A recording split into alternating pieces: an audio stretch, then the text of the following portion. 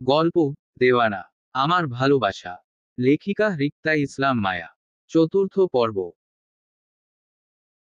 হসপিটালের কেবিনে ভিতর অজ্ঞান অবস্থায় বেডে শুয়ে আছে মায়া, তার পাশের সিটে বসে আছে হৃদ, তার সাথে রয়েছে একজন ডক্টর যিনি হৃদকে ব্যান্ডেজ করিয়ে দিচ্ছেন।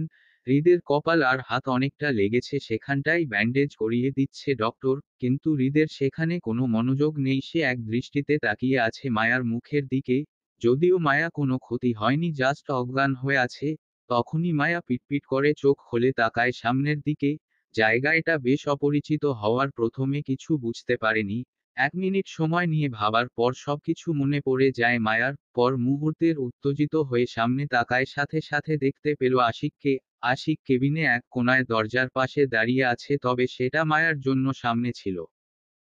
মায়া উত্তেজিত হওয়ার কারণে আর আশেপাশে তাকাবার প্রয়োজন বোধ মনে করেনি। ঠাস করে শোয়া থেকে উঠে বসে আশিককে উদ্দেশ্য করে বলল, উনি উনি কই? উনি কই আশিক ভাইয়া? উনি হৃদ ঠিক আছে তো? আর আমি এখানে কেন ভাইয়া?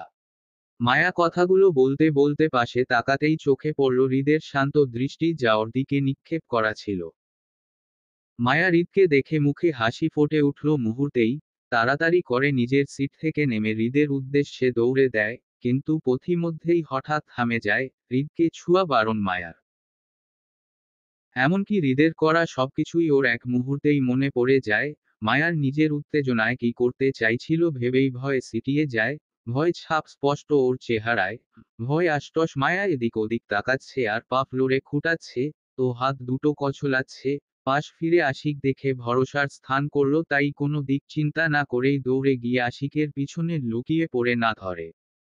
আশিকের পিছন থেকে কিছুক্ষণ পর পর উকি মেরে হৃদকে দেখছে।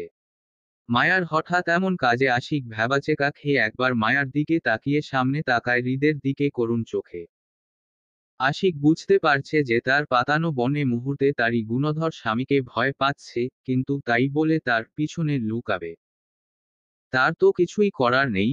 সে হৃদের চাকরি করে, তার হাত পা বাঁধা। হৃদ খান যা বলবে তাকে তাই করতে হবে। চাইলেও মালিকের বিরুদ্ধে যেতে পারবে না।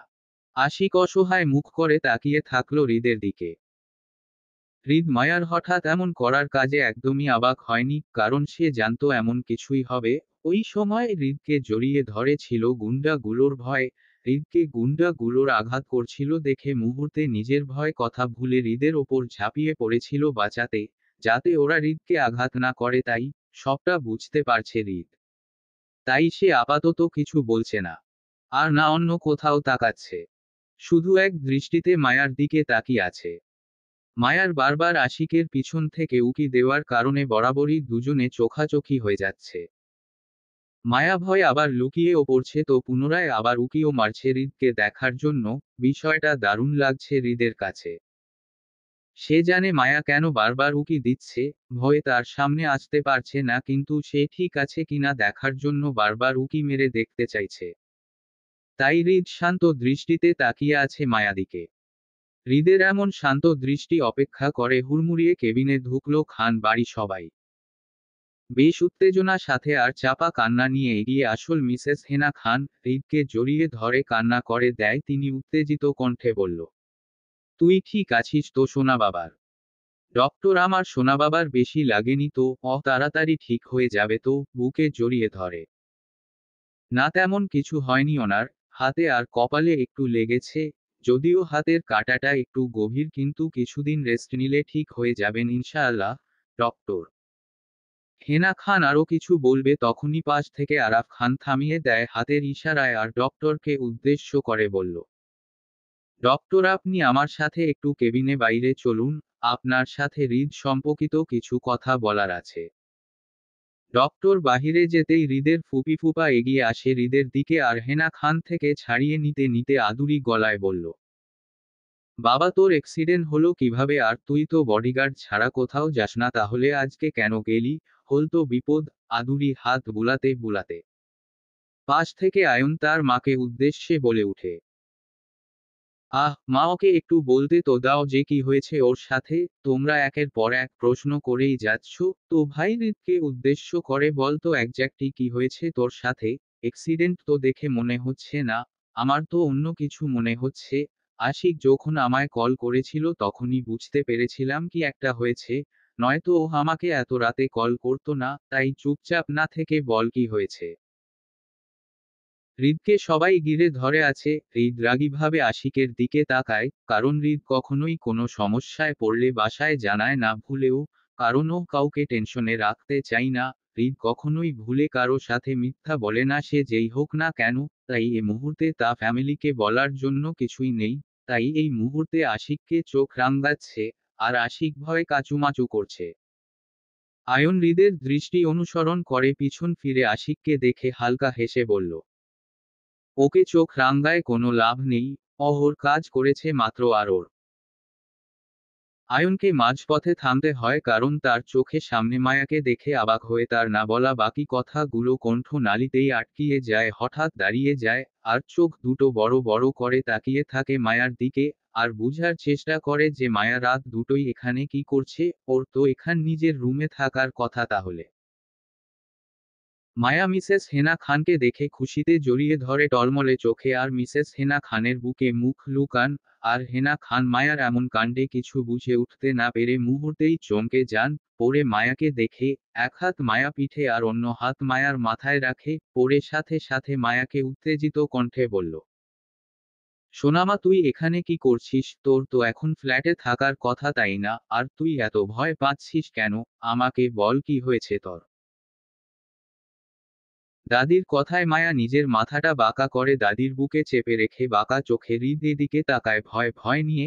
সাথে সাথে দুজনে আবার চোখাচোখি হয়ে যায়। মায়া ভয় সাথে সাথে চোখ নামিয়ে নিজের মাথাটা অন্যদিকে ঘুরিয়ে নেয়। হৃদকে মায়ার প্রচণ্ড ভয় লাগে। মায়ার জন্য হৃদ মানেই আতঙ্ক, তাই সে ভয় থেকে বাঁচার জন্য নিজের দাদির কাছে ত্রায় নিয়েছে। কিন্তু মিসেস হেনা খানের কোনো কথা উত্তর দিচ্ছে না, শুধু চুপ করে শুনে যাচ্ছে। মায়াকে ভয় পেতে দেখে মিসেস হেনা খান আরো উত্তেজিত হয়ে পাশে আশিককে রেগে বলল, আশিক ও এখানে আসলো কিভাবে? আর আমি তোকে না বলেছিলাম যে আমার সোনামা আমার পারমিশন ছাড়া ঘর থেকে বের হবে না, তাহলে এখানে ও আসলো কিভাবে? আশিক ভয়ে কাচুমাচু করছে আর হৃদের দিকে তাকাচ্ছে। আশিককে অবস্থা দেখে ভ্রু কুঁচকে আসে আয়নের, তখনই হৃদ নিজের কাটা হাতটা একটু ছেড়ে নিয়ে স্ট্রং হয়ে দাঁড়িয়ে মিসেস হেনা খানকে উদ্দেশ্য করে বলল, আমি গিয়েছিলাম তোমার সোনামা কাছে, তাই ও এখানে, স্বাভাবিকভাবে। হৃদের কথা শুনে সবাই ভ্রু কুঁচকে তাকায় হৃদের দিকে, আর আয়ন আশিক থেকে চোখ সরিয়ে হৃদের দিকে তাকায় সন্দেহ দৃষ্টিতে।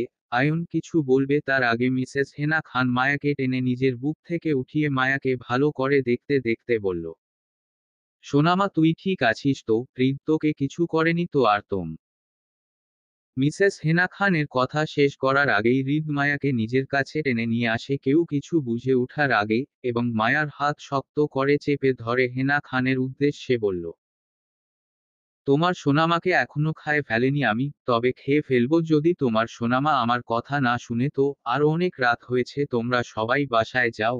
আশিক সবাইকে বাসায় দিয়ে আয় তো। স্বাভাবিকভাবেই হৃদের খাওয়ার কথাটা শুনেই মায়া ভয়ে কান্না করে দেয়, আর হৃদ থেকে নিজের হাতটা ছাড়ানোর জন্য নিজের হাতটা মুছড়াতে থাকে। এতে হৃদের বড্ড সমস্যা হচ্ছে, তাই রাগীভাবে মায়ার দিকে তাকাতেই মায়া ভয় হাত ছাড়ানো চেষ্টা বন্ধ করে দেয়, আর চুপচাপ দাঁড়িয়ে কান্না করতে লাগে। আর হেনা খান দিকে অসহায় ভাবে তাকিয়ে থেকে হৃদের কথা শুনে আর মায়ার অবস্থা দেখে মিসেস হেনা খান তেলবেগুনে জ্বলে উঠে বলল, তোর সাহস তো কম না, তুই আমার সোনামা কাছে কেন গিয়েছিস? আর ও তোর কি এমন ক্ষতি করেছে যে তুই ওর সাথে এমন করছিস? আর তোর যদি ওর সাথে বিয়েটা নিয়ে সমস্যা হয় তো আমি তোকে এ বিয়ে থেকে মুক্তি দেব।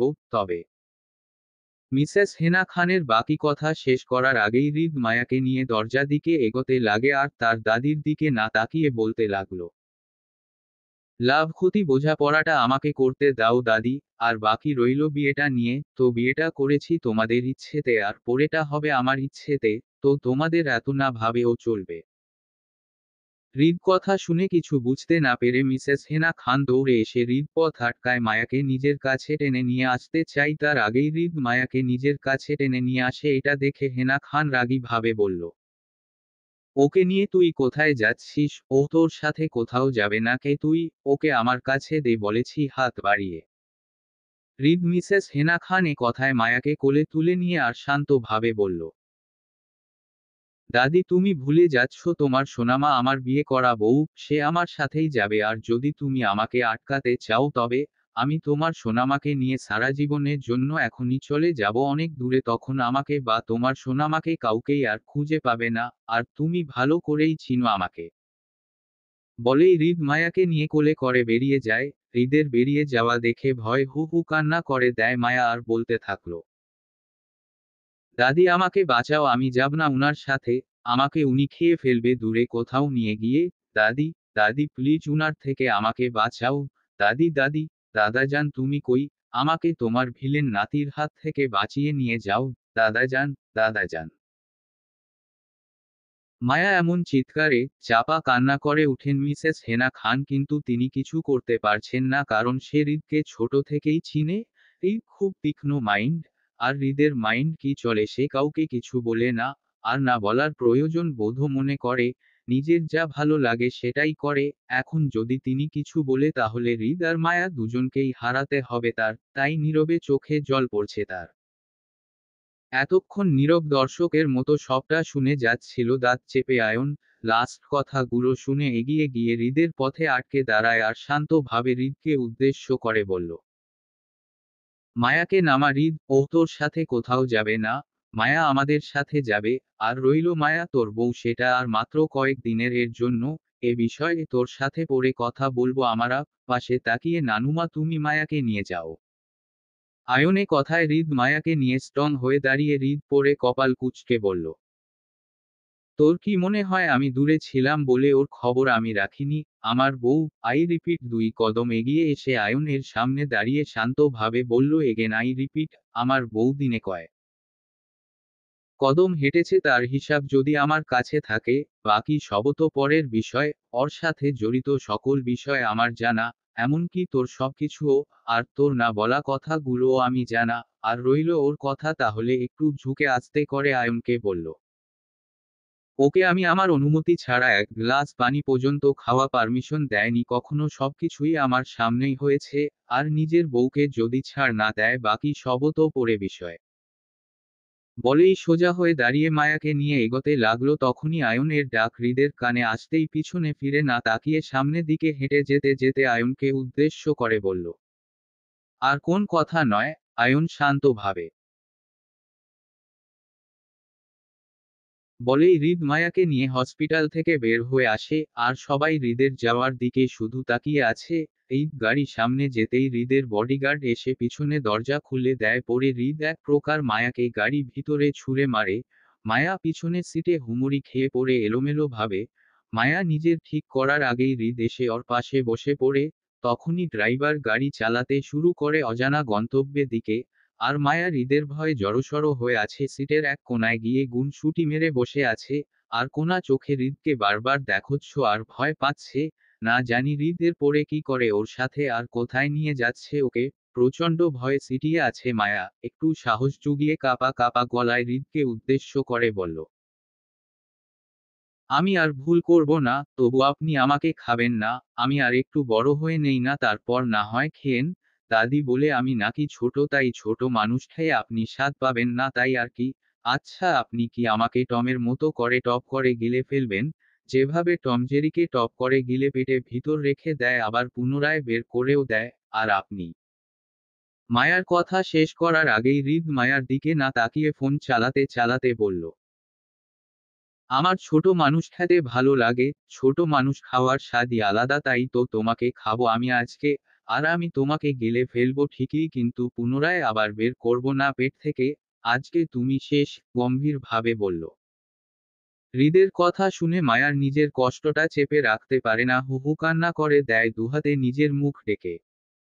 হৃদ বিরক্তি নিয়ে তাকিয়ে খানিকটা রেগে বলল, তুমি কি চাও আমি তোমাকে এখনই খেয়ে ফেলি? তোমার কি আমার পেটে যাওয়া তারা বেশি নাকি? আর যদি কান্নার একটুও আওয়াজ আমার কানে আসে তো আইসয়ের আমি এখনই তোমাকে খেয়ে ফেলবো। এখন তুমি বল কি চাও? দাঁতে দাঁত চেপে হৃদ কথা শুনে মায়া করুণ কণ্ঠে বলল, একটু পরে তো আমাকে খেয়ে ফেলবেন, আপনার পেটের ভিতর তো আমাকে পুড়ে ফেলবেন। তাই এখন একটু কাঁদো, কাল তো আর কান্না করতে পারবো না। তাই এখন একটু আমার কষ্টে কান্নাটা কেঁদে নিও আগে, অশ্রু সিক্ত চোখে।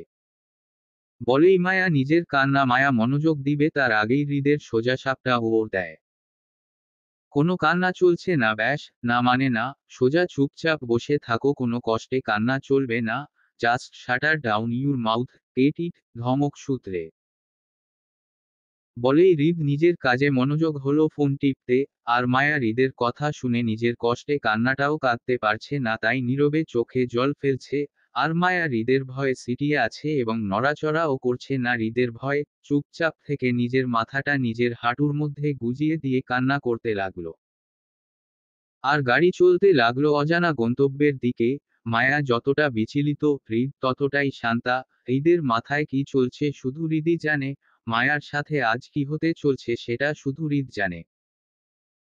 মায়া এক রুমে কোনায় বসে দীর্ঘ 1 ঘন্টা যাবৎ কান্না করেই চলছে দুঃখে, কষ্টে, আর ভয়ে, সিটিয়ে আছে। মায়া হিচকি তুলে কান্না করেই চলছে আর বারবার হাত দিয়ে চোখে পানি মুছতেছে আর চোখে হৃদকে দেখছে। হৃদ মায়ার এমন কাণ্ড দীর্ঘ 1 ঘন্টা যাবৎ দেখে চলছে শান্ত দৃষ্টি রেখে। মায়ার ঠিক সামনে সোফায় আরাম করে বসে এক দৃষ্টিতে তাকিয়ে আছে মায়ার কান্না ভরা ফুলা চোখ মুখের দিকে। হৃদ আরও কিছুক্ষণ তাকিয়ে তাকার পর মায়ার দিকেই দৃষ্টি রেখে তার বডিগার্ড আসিফকে ডাক দেয় চিৎকার করে। হৃদের ডাক শুনে মায়া মুহূর্তের কেঁপে ওঠে। আর সাথে সাথে রুমে ঢুকে আসিফ হতভম্ব হয়ে হৃদের সামনে যেতেই ডাক দেয়, ভাই। আসিফের ডাক কানে আসতেই হৃদ তার দৃষ্টি সরিয়ে আসিফের দিকে তাকায়, পরে ঝটপট উত্তরে আসিফকে উদ্দেশ্য করে বলল, আসিফ তোর ভাবির জন্য একটা বড় পাতিলে করে ফুটন্ত গরম আনবি, আর অন্যটাতে ঠান্ডা পানি, আর তোর ভাবির থেকেও বড় মোটা একটা লাঠি আনবি বুঝেছিস। আরে এই বউ তোমার হাইট জানি কত, 5 ফুট না তুমি? মায়াকে উদ্দেশ্য করে ভ্রু কুঁচকে হেতাই, আসিফ লাঠিটা যেন তোর ভাবির থেকে 2 ইঞ্চি বড় হয়। আর সাথে করে একটা দাঁড়ালো বড় দেখে ছুরিও দিয়ে যাস তোর ভাবির জন্য। আর আমার কাছে তো বন্দুক আছেই। বউ চলবে না তোমার এতে নাকি আরো লাগবে? আদুরি গলায় মায়া কোনো উত্তরের আশা না করেই আবারও আসিফকে ঝটপট তাড়া দিয়ে উদ্দেশ্য করে বলল, আসিফ যা তো তাড়াতাড়ি, আমার অনেক ক্ষুধা লেগেছে তো দেখছিস না অনেক রাত হয়ে গেছে, রাত 4:18 বাজে তো, যা তাড়াতাড়ি করে সবগুলো নিয়ে আয়। আসিফ হৃদের কথায় কিছু বুঝতে না পেরে শুধু নিজের মাথা নাড়িয়ে সুমতি জানায়। পরে এক পলক মায়াকে দেখে নিজের মতো করে হেঁটে চলে যায় হৃদের দেওয়া কাজ সম্পূর্ণ করতে। হৃদের কথা শুনে মায়া নিজেকে আরো গুটিয়ে নেয় ভয়। মায়ার কান্না বেগ আরো বেড়ে যায় কিন্তু হৃদের ভয়ে নিজের দুহাত দিয়ে মুখ চেপে ধরে কান্না করতে লাগে। এবার হিচকি মাত্রা আরো বেড়ে যায় যে মায়ার নিঃশ্বাস নিতেও কষ্ট হচ্ছে অনেক। হৃদ তার কথা শেষ করে মায়ার দিকে আবারও শান্ত দৃষ্টি নিক্ষেপ করে, পরে নিজের হাতে বন্দুকটা টেবিলের ওপর শব্দ করে রাখে। এতে মায়া আবারও কেঁপে ওঠে, এবং হৃদ নিজের বন্দুকটা মায়ার সামনে ঘুরাতে থাকে মায়ার দিকে তাকিয়ে থেকে। কেউ কিছু বলছে না। হৃদ কিছুক্ষণ তাকিয়ে পড়েই আসিফ রুমে প্রবেশ করে এবং স্থির গলায় ডাক দিয়ে বলল, ভাই, জিনিসগুলো কই রাখবো? হৃদ আসিফের দিকে তাকিয়ে স্বাভাবিকভাবেই বলল, এতক্ষণ লাগে তোর ভাবিকে কি কাঁদিয়ে শান্তি পাস নাকি? তাড়াতাড়ি এইগুলা ওর সামনে রাখো। আর শুন, বাহির থেকে দরজাটা লক করে দিস, আমি না ডাকা পর্যন্ত কেউ যাতে ডিস্টার্ব না করে। এবার যা তুই। আসিফ এবারও নিজের মাথা নাড়িয়ে সুমতি জানি চলে যায় আর বাহির থেকে হৃদের রুমে দরজাটা লক করে দেয়।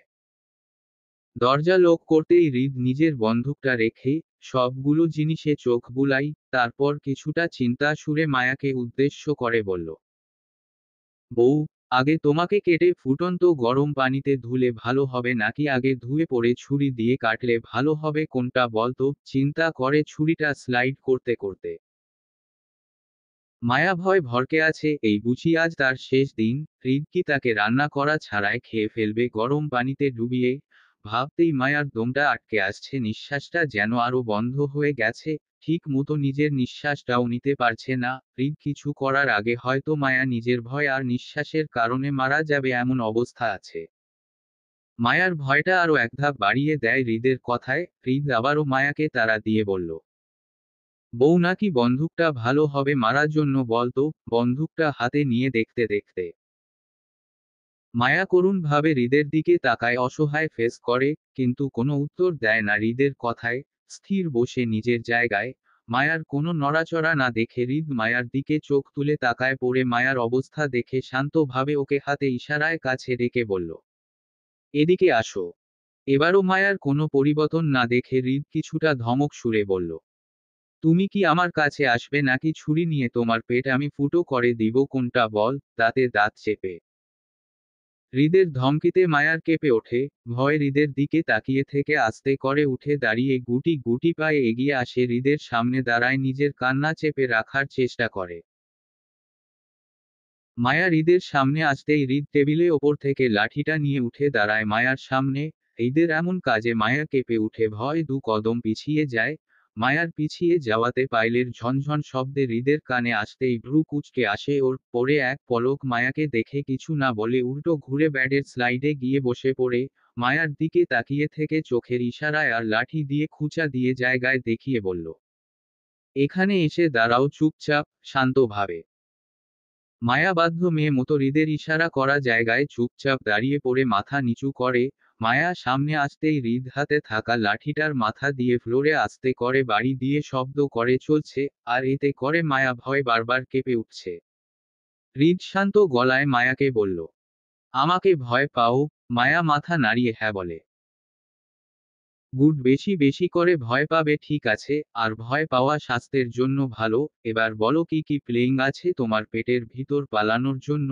যদি না বলো তো লাঠিটা দিয়ে, না লাঠি দিয়ে না, ওইখানে যে ছুরিটা আছে এইটা দিয়ে তোমার হাতে পায়ে লোক একটা একটা করে কাটবো আমি, দ্বিতীয়বার আর প্রশ্নও করব না, এবার তাড়াতাড়ি করে পেট থেকে বের করো সব তাড়া দিয়ে। মায়া ভয় কাচুমাচুম করে, কিছু বুঝতে না পেরে কাপা কাপা গলায় আস্তে করে বলল, কিসের পালানোর প্লেইং? নাক টেনে হৃদ কিছুটা বিরক্ত নিয়ে বলল, তোমার সলিড পালানোর প্লেইং বাড়ি থেকে। এখন বলো না যে তুমি কিছু জান না, আমি সব শুনেছি। আর তোমার কি মনে হয় এত সোজা সবকিছু আমার থেকে পালানোটা তোমার কাছে ইজি মনে হয়? ব্রু কুঁচকে মায়া হৃদের কথায় আমতা আমতা করে বলল, আশিক মিথ্যা কথা বলেছে আপনাকে? পাতানো ভাইয়াটা না সব সময় এমন করে? দাদির সাথে ও মিথ্যা বলে আমার নামে সব সময় পটপট করে মিথ্যা বলে, আমাকে বলার সুযোগও দেয় না। এটা তো অনন্যায়, তাই না? এজন্য দাদিকে আমি বলেছিলাম যাতে ওর পাপ কাজ থেকে মুক্তি করে দিতে, চাকরি থেকে বের করে দিয়ে সবাইকে একসাথে। কিন্তু দাদি আমার কথা শুনেনি। এবার হলতো আপনাকেও পাতানো ভাইয়াটা মিথ্যা বলেছে। সত্যি বলছি আমি, অসহায় ফেস করে হৃদ মায়ার দিকে তাকিয়ে স্বাভাবিকভাবেই বলে উঠে, আমি তোমাকে কখন বললাম যে আশিক আমাকে বলেছে এসব কথা? আর যদি তোমাকে সুযোগ দেওয়া হয় তো তুমিও বুঝি মিথ্যা বলতে? মায়া নিজের মাথা উপর নিচ করে নাড়িয়ে সুমতি জানা, যার মানে সে সুযোগ পেলে বলতো। হৃদ কিছুটা উঁচুস্বরে বলে উঠে, ইডিয়েট, তোমার পালানোটা এত সোজা নয়। আমি থাকতে তো নয়ই, তাই সব বাদ। খানিকটা থেমে আবারও বলল, অ্যাকচুয়ালি তোমার ভুলটা কোথায় জানো? আমার সামনে আসাটা, সামনে আসাটা ফ্যাক্ট না, জ্বালানোটা ফ্যাক্ট। তোমাকে কবে দেখেছি জানো? আমাদের বিয়ে ঠিক 3 দিন পর সকালে বাগানে মধ্যে সবার সাথে হেসে কথা বলছিলে আর কিছু একটা করছিলে। আর তুমি আমায় কবে দেখছো জানো? 2.5 মাস পর, তাও আবার মার্কেটে তোমার ফোন ভেঙেছিলাম তখন। তোমার সাথে এমন করি কেন জানতে চাও না তুমি? তোমাকে সব জানাবো, কিন্তু তখন যখন তুমি নিজেই আমার কাছে জানতে চাইবে, তার আগে নয়। আমার থেকে পালানোর রাস্তা আমি ঠিক সেদিনই বন্ধ করে দিয়েছিলাম সব ক্ষেত্রেই। তাই চাইলেও উড়তে পারবে না তুমি সেই সব পথে বন্ধ তোমার জন্য। শান্ত সুরে হৃদ কিছুক্ষণ থেকে থেকে আবারও কৌতূহল চোখে মায়াকে বলল, আচ্ছা, বিয়ে আগে কি কখনো কাউকে পছন্দ করতে মনে মনে? কারণ তোমার ছোট থেকে এই পর্যন্ত আসা সবটাই আমার জানা। প্রেম ভালোবাসা কি কখনোই বুঝে উঠতে পারনি তুমি? আর পারবে কি করে? সারাদিন মায়ের আঁচল ধরে রাখলে তো আর পারা যায় না, তাই না? আর পড়াশোনা কথা তো বাদই দিলাম। এখন বল, মনে কথা গুলো আমার সবটা জানা চাই। কি কাউকে পছন্দ করো মনে মনে? হৃদের কথা গুলো শুনে খুব সুন্দর করে নিজের মাথা উপর নিচ নাড়ায়, যা অর্থ হ্যাঁ, তার পছন্দ আছে। পরে কিছুটা স্বাভাবিক কণ্ঠে বলল, মনে মনে না, প্রকাশেই পছন্দ করি আমি ওদেরকে, প্রেম করার জন্য দাদিও জানে। হৃদ রেগে চোখ মুখ শক্ত করে বলল, তোমার প্রেম করার জন্য কে কে আছে লিস্টে শুনি, একটু বলবেন নামগুলো? দাঁতে দাঁত চেপে মায়া কিছুটা চিন্তা সুরে বলল। অনেকই তো আছে দাদাজান, আশিক বাদে আমার বাকি 4জন বডিগার্ড, ড্রাইভার কাকু, বাগানে কাজ করে 6জন বাগান কাকু, বাড়ির ভিতরে আছে ভালো কাকু 2জন শেফ কাকু, আর গেটের 2জন দারোয়ান কাকুও আছে লিস্টে। সবাইকে আমার পছন্দ, তাই ওদের সাথে প্রেম করব। মায়ার কথা শুনে হৃদ খানিকটা রেগে বলল, পারফেক্ট, সব কটার চাকরি শেষ এবার। তা তোমার এত বড় লিস্টের থেকে 2জনকে বাদ দিলে কেন? আশিক, আয়নকে, আর আমারটা না হয় বুঝলাম, কিন্তু ওরা বাদ পড়লো কেন লিস্ট থেকে? দাঁতে দাঁত চেপে হৃদের কথায় মায়ার সোজা সাপটা ও দেয়। কিভাবে করব? ওনারা আমার ভাই হয়তো, আশিক আমার পাতানো ভাই, আর আয়ন ভাইয়া আমার এমনি এমনি ভাই, তাই ওদেরকে লিস্টে নিতে পারবো না আর প্রেমও করতে পাবো না তো। হৃদ মায়ার কথা শুনে একটা ভ্রু উঁচু করে বলল, তোমার যাকে ভালো লাগবে সে সবার সাথে প্রেম করবে তুমি? হৃদের কথা শুনে আবারও খুব সুন্দর করে নিজের মাথাটা উপর নিচে করে নাড়ায়, যা অর্থ হ্যাঁ, তার পছন্দ হলেই প্রেম করবে। মায়ার মাথা নাড়ানো দেখে হৃদ কিছুটা বিরক্তি নিয়ে বলল, সেই তা তো করবাই ইডিয়ট। এখন আমি ছুরিটা দিয়ে তোমার পেট ফুটো করে সব প্রেম বের করব তোমার পেট থেকে, পরে ওই গরম পানিটা তোমার শরীরে ডালবো, পরে তোমাকে আমার পেটে পুরবো, ভালো হবে না বলো? ভ্রু নাচিয়ে মায়ার এতক্ষণ কান্না অফ থাকলেও এখন হৃদের কথাগুলো শুনে হু হু কান্না করে দেয় ভয়, আর কাপা কাপা গলায় বলল, প্লিজ আমাকে খাবেন না, আমাকে আপনার পেটে পুরবেন না, ওইখানে আমার গরম লাগবে তো। আমি আর আপনাকে জ্বালাবো না, ঝগড়াও করব না, সামনেও আসবো না, কিছুই করব না, তবু আমার পেট ফুটো করে খাবেন না, আমার ভয় লাগে তো। হিচকি তুলে কান্না করতে করতে, তো আমি কি করব? আমি তো তোমাকে আজই খাবো, আমার অনেক ক্ষুধা লেগেছে। কিছুক্ষণ থেমে কিছু একটা চিন্তা ভাবনায় করে আবারও হৃদ বলল, তোমাকে ছাড়তে পারি যদি আমাকে বলো যে তোমার রাগ উঠলে কি করো সবার সাথে, তাহলে আমি ঠিক করব তোমাকে ছাড়বো কিনা। ভ্রু কুঁচকে মায়া কান্না করতে করতে বলল, না আমি পারবো না দেখাতে, দেখালে আপনি আরো রাগ করবেন আমার সাথে, পড়ে আমাকে এমনি এমনি টুস করে গিলে ফেলবেন তো। হৃদ মায়ার কথা শুনে রাগে রিরি করতে করতে দাঁড়িয়ে পড়ে, তারপর মায়াকে উদ্দেশ্য করে বলল, বলা লাগবে না, এখন এমনিতেই তোমাকে গিলে খাবো আমি, জাস্ট ওয়েট। বলেই হৃদ যেই পা বাড়াবে টেবিলে রাখা ছুরিটার দিকে, অমনি মায়া হামলা করে বসে হৃদের ওপর। মায়া হৃদের ভয়ে হিতাহিত জ্ঞান হারিয়ে হৃদের ওপর ঝাঁপিয়ে পড়ে। আকস্মিক ঘটনায় হৃদ নিজেকে সামলিয়ে উঠতে পারেনি। মায়ার এমন ঝাঁপিয়ে পড়ার জন্য হৃদ একদমই প্রস্তুত ছিল না। মায়া হৃদের ওপর ঝাঁপিয়ে পড়ার সাথে সাথে হৃদ নিজের তাল সামলিয়ে রাখতে না পেরে মায়াকে নিয়ে পড়ে বিছানা ওপর। মায়া হৃদকে বুঝে উঠার আগেই হৃদের পেটে বসে পড়ে, পরে হৃদের এক হাতে চুল আর অন্য হাতে বাহু শক্ত করে চেপে ধরে, গলায় মুখ গুজিয়ে কামড় বসায় গালায়, গালে, পরে একটু নিচে নেমে নিজের রেগে নিজের ডান হাতটা দিয়ে হৃদের শার্ট টেনে ধরে, পর পর তিনটা বোতাম চিরে ফেলে খালি বুকে কামড়িয়ে ধরে। মায়া হৃদকে বুঝে উঠার আগেই হৃদের পেটের ওপর বসে পড়ে, পরে হৃদের এক হাতে চুল আর অন্য হাতে বাহু শক্ত করে চেপে ধরে, গলায় মুখ গুজিয়ে কামড় বসায় গালায় ও গালে, পরে একটু নিচে নেমে রেগে নিজের ডান হাতটা দিয়ে হৃদের শার্ট টেনে ধরে, পর পর তিনটা বোতাম চিরে ফেলে খালি বুকে কামড়িয়ে ধরে। বুকের তীব্র ব্যথায় হৃদ মায়াকে উল্টো ঘুরিয়ে বিছানা সাথে চেপে ধরে। এবার মায়া নিচে আর হৃদ ওপরে। হৃদ মায়াকে বিছানার সাথে চেপে ধরে রেখেই এক পলক নিজের বুকের দিকে তাকিয়ে থেকে আবার মায়া দিকে তাকায়, পড়ে ভ্রু কুঁচকে মায়াকে বলল, এটা কি ছিল? মায়া নিজেকে হৃদ থেকে ছাড়ানোর জন্য নড়াচড়া করতেই হৃদ মায়ার হাত দুটো আরো চেপে ধরে বিছানার সাথে। মায়া অশ্রুসিক্ত চোখে কান্না মিশ্রিত গলায় বলল, কামড়, নাক টেনে টেনে। হৃদ আরো খানিকটা ঝুঁকে এসে মায়াকে বলল, তাই? আমি তো জানিই না এটাকে যে কামড় বলে। তা তোমার কামড় খেয়ে আমারও এখন কামড় কামড় খেলতে ইচ্ছা করছে, কি খাবো?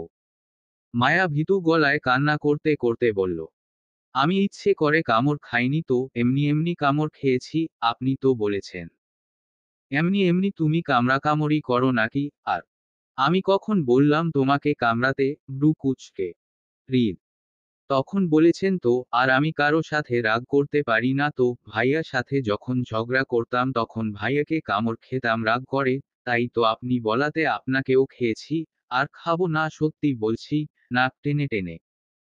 হৃদ মায়ার দিকে কিছুক্ষণ তাকিয়ে থেকে, মায়ার বাম হাতটা ছেড়ে দিল পরে মায়ার গালে আদুরে হাত বুলাতে বুলাতে আরো অনেকটা ঝুঁকে ধীর গলায় বলল, তোমার এই কামড়ের স্পর্শে কতটা ভেঙ্গে গুলিয়েছে আমায়, কতটা পুড়িয়েছে আমাকে জানো তুমি, আজও পুরা, তোমার দেওয়া স্পর্শে দাগ আজও আছে আমার গলায়, মুছতে দেয়নি আমি বারবার ক্ষত করছি আমি সেই জায়গায়, আমার তোমার কাছ থেকে আসলে কি চাই তা তো জানি না আমি, তবে তোমার কামড়ের স্পর্শে এতটা বুঝে গেছিলাম যে তোমাকে আমার প্রয়োজন, আর যাই হোক তোমাকে আমার কাছে আমার সাথেই থাকতে হবে সারা জীবন, থাকতে তুমি বাধ্য, আমি বাধ্য করব তোমাকে।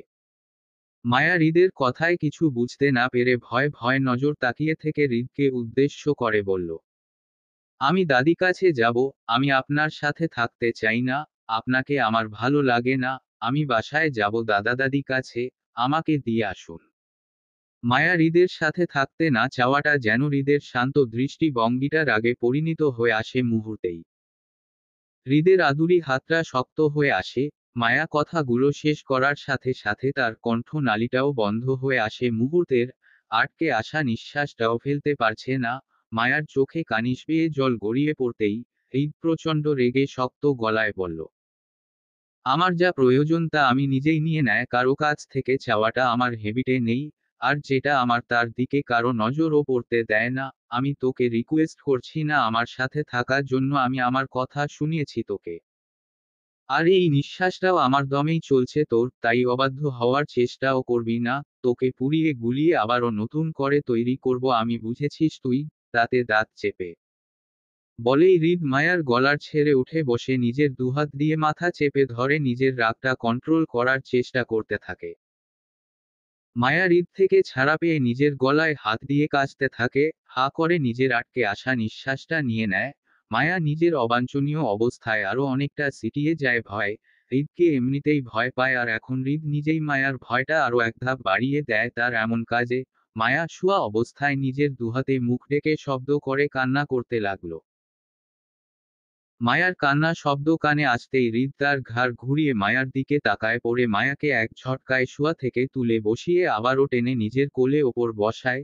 মায়া ছাড়া পাবার জন্য ছুটাছুটি করতেই হৃদ মায়ার দুহাত চেপে ধরে নিজের পিছনে নিয়ে মায়াকে নিজের বুকের সাথে মেশাই পরে মায়ার হাত হৃদের পিছনে রেখে হৃদ নিজের দুহাত সামনে এনে এক হাত মায়ার পিঠে আর অন্য হাত মায়ার মাথায় শক্ত করে চেপে ধরে রাখে নিজের বুকের মাঝে যাতে করে মায়া কোনো নড়াচড়া করতে না পারে। এই নিজেকে কিছুটা শান্ত রেখে মায়াকে বলল, আমি চাই না তোমার পাগলামোটা আমার রাগের নিচে চাপা পড়ুক, তুমি সবকিছু করতে পারবে তবে সেটা আমাতেই সীমাবদ্ধ হতে হবে, তোমার শুরুটা আমি, শেষটাও আমি, তাই এমন কিছু করো না, করতে তো আমি নিজেই দিব না, তাই এমন কিছু বলো না যাতে তোমার সমস্যা হয়। হৃদ কিছুটা থেমে নিশ্চুপে নিজের দীর্ঘশ্বাস ছেড়ে আবারও বলল, আমরা এখানে একদিন থাকবো পরে বাসায় ফিরে যাব, আর তুমি এখন থেকে আমার সামনেই থাকবে সব সময়, ওই ফ্ল্যাটে আর তোমার থাকা হবে না, এবার সবটা আমি নিজেই বুঝে নিব, এখন চুপচাপ একটু ঘুমিয়ে পর, আমি তোমার পাশে রুমে আছি। বলেই হৃদ মায়াকে কিছু বলতে না দিয়ে বিছানায় শুয়ে দিয়ে মায়ার চোখের পানি মুছে, কিছু না বলে লাইট অফ করে দ্রুত উঠে রুম ত্যাগ করে নিজের রুমে চলে যায়। হৃদ চলে যাওয়ার পর মায়া বালিশে মুখ গজিয়ে কান্না করতে লাগে, আর হৃদের করা সবকিছু মনে করতেই মায়ার কান্নাটা যেন আরো বেড়ে যায়। মায়া সবকিছুর থেকে মুক্তি পেতে চাই, হৃদ থেকে মুক্তি পেতে চাই, তার করা অত্যাচার মুক্তি পেতে চাই, সবকিছু থেকে ছুটে পালাতে চাই, অজানা রাজ্যে পাড়ি দিতে চাই, যেখানে হৃদ নামক কোথায় আতঙ্ক থাকবে না মায়ার জীবনে। হৃদ কি পারবে মায়াকে আটকাতে, নাকি মায়া লাগবো টানবে হৃদের এই দুটানা ফিলিংস এর মধ্যে, সত্যি কি মায়া হারিয়ে যাবে নাকি হৃদ মায়াকে আঁকড়ে ধরে রাখবে, সবটাই সময়ের সাথে বহমান, সময় তার গতিতে চলছে আর তার সাথে চলছে মায়া, হৃদ ও আয়নে জীবন। নিজের রুমে ব্যালকুনিতে স্ট্রং হয়ে দাঁড়িয়ে আছে দুহাত পকেটে গুজানো আয়নে, দৃষ্টি তার ঘুর অন্ধকার দূর আকাশে শূন্যে মাঝে, যেখানে চোখ যায় সেখানেই শুধু অন্ধকার আর অন্ধকার নিস্তব্ধতা ছেয়ে আছে চারদিকে, তার সাথে আয়নে মনটাও বিষণ্ণতা ঘেরা, আজ সবকিছুই তার বিষাক্ত লাগছে, নিজেকেও ভারী ভারী মনে হচ্ছে। হৃদ মায়াকে নিয়ে যাওয়ার পর আয়ন কারো সাথে কোনো কথা না বলে হসপিটাল থেকে বের হয়ে এসে নিজের রুমে ঢুকে আর বের হয়নি, কারো সাথে কথাও বলেনি। তখন থেকেই নিজের রুমে ব্যালকনিতে দাঁড়িয়ে আছে আয়ন, আর এক মনে কিছু একটা ভেবে চলছে। হৃদের আমার বউ বলার কথাটি মেনে নিতে পারছে না আয়ন। এই সামান্য একটি ছোট কথার জন্য আজ আয়ন হৃদকে থামাতে পারেনি, আর না পেরেছে মায়াকে হৃদের হাত থেকে মুক্ত করতে। এই কথাটি যেন আয়নকে কুয়োরে খাচ্ছে। আমার বউ, এই কথাটি কি সব, অন্য কিছু কি কোনো মূল্য নেই? বউ তো নিজের হয়, অন্য কারো অধিকার থাকে না এতে? আর থাকতে দেয় না? বউ সম্পূর্ণ নিজের অধিকার। এজন্য হয়তো হৃদের কথার প্রতিবাদ করতে পারিনি। তাই এই সম্পর্কে লাগবো টানতে চাই আয়ন। যত তাড়াতাড়ি সম্ভব মায়াকে নিজের বউ বানাতে চাই আয়ন। অনেক হয়েছে এসব লুকোচুরি খেলা। এতদিন হৃদের ফিলিংসে দাম দিয়ে এসেছে ভাই হিসাবে, কিন্তু একবারও মায়ার কথা চিন্তা করেনি, মায়ার ফিলিংস সম্পর্কে বা মায়া কি চাই কিছুই জানতে চাইনি আয়ন। কিন্তু এখন সবটা জানবে আয়ন। মায়া হৃদকে চাই না, তাই মায়াকে কোনো কালেই থাকতে দিবে না হৃদের সাথে। মায়ার ও সুখ চাই। আয়ন জানে হৃদ মায়ার সাথে খারাপ কিছু করবে না, এতে আয়নের বিশ্বাস বিন্দু মাত্র কম নেই, বরঞ্চ একটু বেশিই আছে। কিন্তু সমস্যা হলো হৃদ যদি রাগে বর্ষে আবারও মায়াকে আঘাত করে তখন। আয়ন এমন সব চিন্তা ভাবনায় মাঝে আরো কঠিন একটা কিছু চিন্তা করলো আয়ন, যার মাধ্যমে বদলাতে পারে মায়ার জীবন। এখন শুধু সময়ে পালা, সময় তার রং দেখাবে সময়ের সাথেই। ড্রয়িং রুমে রাজকীয় সোফায় আলিসান ভাবে বসে আছে হৃদ, পায়ে ওপর পা তুলে, এক হাতে তার বন্দুক যেটা দিয়ে কপালের স্লাইড করছে, অন্য হাত সোফা উপর রাখা। তার সামনে জর্জর হয়ে দাঁড়িয়ে আছে মায়া, চোখ মুখে ভয় ছাপ স্পষ্ট, চোখ দুটো পানিতে টলটলে। হৃদ মায়াকে ভয় দেখিয়ে এখানে দাঁড়া করিয়ে রেখেছে। মায়া সকালে ঘুম থেকে উঠে ফ্রেশ না হয়ে এখানে দাঁড়িয়ে আছে দীর্ঘ 1 ঘন্টা যাবৎ হৃদের সামনে। কিন্তু হৃদের কোনো ভাবান্তর নেই, সে নিজেকে শান্ত রেখে হাতে থাকা বন্দুকটা নড়াচড়া করে দেখতে লাগলো। পরে হৃদ শান্ত দৃষ্টি ভঙ্গি রেখে নিজের হাতে বন্দুকটা কপালে স্লাইড করতে করতে মায়াকে উদ্দেশ্য করে বলল, বেশি কথা বলাটা আমার পছন্দ না, আর না কাউকে বলতে দেয়। পয়েন্টে আসি। তোমার সামনে টেবিলে ওপর কিছু পেপার আছে, ওইগুলোর মধ্যে তোমার সাইন লাগবে, তাই সুন্দর করে সাইন করে দাও কোনো কথা না বলে। কিছুক্ষণ থেমে মায়ার দিকে তাকায়, মায়াকে কাচুমাচুম করতে দেখে সোজা হয়ে বসে ভ্রু কুঁচকে আবারও বলল, কি কথা বলতে চাও বলতে পারো, আমার কোনো সমস্যা নেই। তোমার একটা কথা সাথে একটা করে গুলি ফ্রি। এবার তাড়াতাড়ি করে সাইন গুলো করে দাও। সোফায় হেলান দিয়ে বসতে বসতে মায়া হৃদের ভয় আশেপাশে সবার দিকে তাকাচ্ছে অসহায় এর মতো, চেনা পরিচিত কারো মুখ খুঁজে চলছে নিজেকে হৃদ থেকে বাঁচানোর জন্য। আর এদিকে ওদিকে তাকাচ্ছে বারবার টলটলে চোখে। হৃদ মায়ার মনে অবস্থা বুঝতে পেরে পাশে থাকা আসিফকে উদ্দেশ্য করে বলল, আসিফ তুই সবাইকে নিয়ে বাহিরে যা তো, তোর ভাবি আমার সাথে কোয়ালিটি টাইম স্পেন্ড করতে চাচ্ছে তাই না, বউ মায়াকে দেখে, তাই তুই সবাইকে নিয়ে বাহিরের যা, আর শুন মেইন দরজা বাহির থেকে লক করিস। আসিফ হৃদের বলার সাথে সাথে সকল গার্ড ও বাংলোর সকল সার্ভেন্ট নিয়ে বাহিরে প্রস্থান করে দ্রুত সাথে, আর মেইন দরজাও লক করে দেয়। সবাই বাহিরে যেতেই হৃদ মায়ার দিকে তাকিয়ে স্বাভাবিকভাবেই বলল, তো ম্যাডাম সবাই তো চলে গেল, এখন কি আরো পাগলামি করবেন নাকি শেষ হয়ে গেছে আপনার পাগলামির কৌটা কোনটা ভ্রু নাচিয়ে? সবাই চলে যাওয়াতে মায়া কিছু বলতে পারিনি, শুধু অসহায় এর মতো চলে যাওয়া দিকে তাকিয়েছিল। এতক্ষণ সবাই সামনে দাঁড়িয়ে থাকাতে যতটা না ভয় কাজ করেছিল, এবার মায়াকে রেখে সবাই চলে যাওয়াতে ভয়টা যেন মায়াকে জেঁকে বসেছে। এবার শুধু মায়া আর হৃদ একা। হৃদ যদি মায়াকে কিছু করে তাহলে কে বাঁচাবে মায়াকে, এসব ভাবতেই মায়া চোখ থেকে নীরবে অঝোর দ্বারা জল পড়তে লাগলো। আর সেটা মায়া বারবার নিজের হাত দিয়ে মুছতে লাগলো মাথা নিচু করে, কিন্তু জায়গায় থেকে কোনো নড়াচড়া করছে না, তাই দাঁড়িয়ে আছে মায়া। মায়া কোনো ভাবান্তর না দেখে হৃদ ভ্রু কুঁচকে মায়াকে কিছুক্ষণ দেখে সোজা হয়ে বসে টেবিলে ওপর রাখা পেপারস গুলো মায়ার দিকে এগিয়ে দিতে দিতে বলল, তো ম্যাডাম কি জানতে চাই এ পেপার গুলো কিসের? এটা তোমার মুক্তিপত্র বলতে পারো। আমার থেকে তোমার না মুক্তি চাই, এগুলাই তোমার মুক্তিপত্র। এই পেপার গুলোর মধ্যে লেখা আছে যে আমি তোমাকে আর ভয় দেখাবো না, তোমাকে দাদা দাদি কাছে দিয়ে আসবো আজকের ভিতর। এখন তুমি সাইন করে দিলেই তোমার মুক্তি পাওয়াটা কনফার্ম হয়ে যেত আর কি। এখন বল সাইনটা করে বাসায় যাবে নাকি না করে এখানে থাকবে? আমার কি? হৃদকে আর কিছুই বলতে হয়নি, কারণ মায়া হৃদ সামনে হাস্য উজ্জ্বল দৃষ্টান্ত রেখে হাসি মুখে কলম হাতে নিয়ে বসে আছে। চোট জল ঠোঁটে প্রাপ্তির হাসি, চোখ মুখ খুশিতে চকচক করছে। সেই হাসিটা বজায় রেখে মায়া হৃদকে বলল, আমি সবগুলো সাইন করে দিলেই আপনি আমাকে আর মারবেন না তো? আমি বাসায়ও ফিরে যেতে পারবো। আপনি বলুন কোথায় কোথায় সাইন করতে হবে আমাকে। হৃদ মায়ার কোনো কথা উত্তর না দিয়ে একটা একটা করে পেপারস গুলোর মধ্যে মায়ার সাইন করিয়ে নেই। পরে পেপারস গুলোর ভালো করে চোখ বুলিয়ে মায়ার দিকে এক পলক তাকিয়ে মায়াকে কিছু না বলে উপরে নিজের রুমে দিকে পা বাড়ায় পেপারস গুলো নিয়ে। বাংলোর সুইমিং পুলের সামনে দাঁড়িয়ে আছে হৃদ। মনের মধ্যে হাজারো চিন্তা ভাবনায়। হৃদ কিভাবে একমাত্র হৃদেরই জানা, আজকে মায়ার সাথে যা করেছে তা করাটা জরুরি ছিল। আর জরুরি না থাকলেও সেটাই করত হৃদ। আজকের পর হয়তো মায়ার দেহটা সাথে সাথে নিঃশ্বাসটাও এখন হৃদের নামে করা, যেটা মায়া নিজেও জানে না। জানি ছোট হয়েছে কিন্তু আমার চোখ ব্যথা করছে অনেক, তাই আর লিখতে পারছি না। অনেক ট্রাই করেছি বড় করতে, কিন্তু চোখ তুলে ফোনে তাকাতে পারছি না আমি। বিছানার উপর দুই পা ঝুলিয়ে কনফিউজড হয়ে বসে আছি আমি, আর দুহাতে জড়িয়ে ধরে আছি আমার মুনিটাকে। মুনি হলো আমার বড় টেডিবিয়াটার নাম, যেটা আমার চেয়ে অনেকটা বড়। উনি হৃদ যখন আমার পরিমা ভেঙেছিল তখন দাদাজান আমাকে এটা এনে দিয়েছিল, তখন থেকেই এটাকে আদর করে মুনি ডাকি আমি। কিন্তু এ মুহূর্তে দৃষ্টি আমার পাশে থাকা দুটো স্পট কাতান শাড়ির ওপর, একটা নীল, অন্যটা কালোর মধ্যে। শাড়ি দুটোকে আমার রুমে রেখে গেল জানি না, তবে এ দুটো শাড়ি যে আমার জন্য তা বেশ বুঝতে পেরেছি আমি। কারণ শাড়ির সাথে একটা চিরকুট ছিল, যেখানে কালো কালিতে ছোট করে লেখা ছিল, তোমার জন্য ঋতা পাখি। আজ রাতে বাসায় একটা পার্টি আছে, দাদাজানের বিজনেস পার্টি, তাই এখন সবাই অনেক ব্যস্ত, দাদিও ব্যস্ত। তাই হয়তো দাদি শাড়ি রেখে গেছে আমার জন্য। তাই এই শাড়ি নিয়ে আমার কোনো ভাবান্তর নেই। আর না আছে মাথার মধ্যে আমার কোনো চিন্তা ভাবনায়। আমার সকল চিন্তা ভাবনায় জলাঞ্জলি দিয়ে শান্ত শিষ্ট ভদ্র টাইপের মেয়ে হয়ে বসে আছি।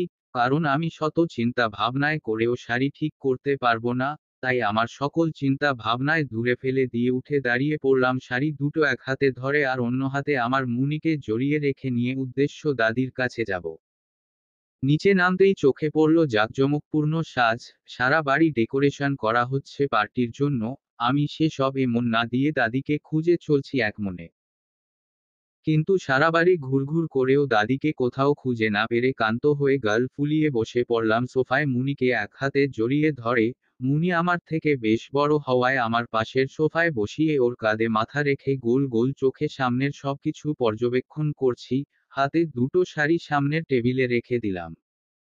কিরে অসহায়ের মতো চেয়ে আছিস কেন? কি দেখছিস হুম? পাশ থেকে কারো কণ্ঠ শুনে চমকে উঠলাম আমি। ঘাড় ঘুরিয়ে তাকাতেই চোখে পড়ল নিহা আপুকে, আর তার পাশে দাঁড়িয়ে আছে ফিহা। দুজনই হাসি মুখে দাঁড়ানো আমার পাশে। আমি তাদের এক পলক দেখে আবার সামনে দিকে তাকায় আগের ন্যায়, পরে দুঃখ দুঃখ ভাব নিয়ে বলে উঠি, আমি তো অসহায়, আর আমার অসহায়িন তো এই বাড়ি সব জায়গায় ছড়াছড়ি, শুধু ওই তোমার ভিলেন ভাইয়ের কাছে ছাড়া।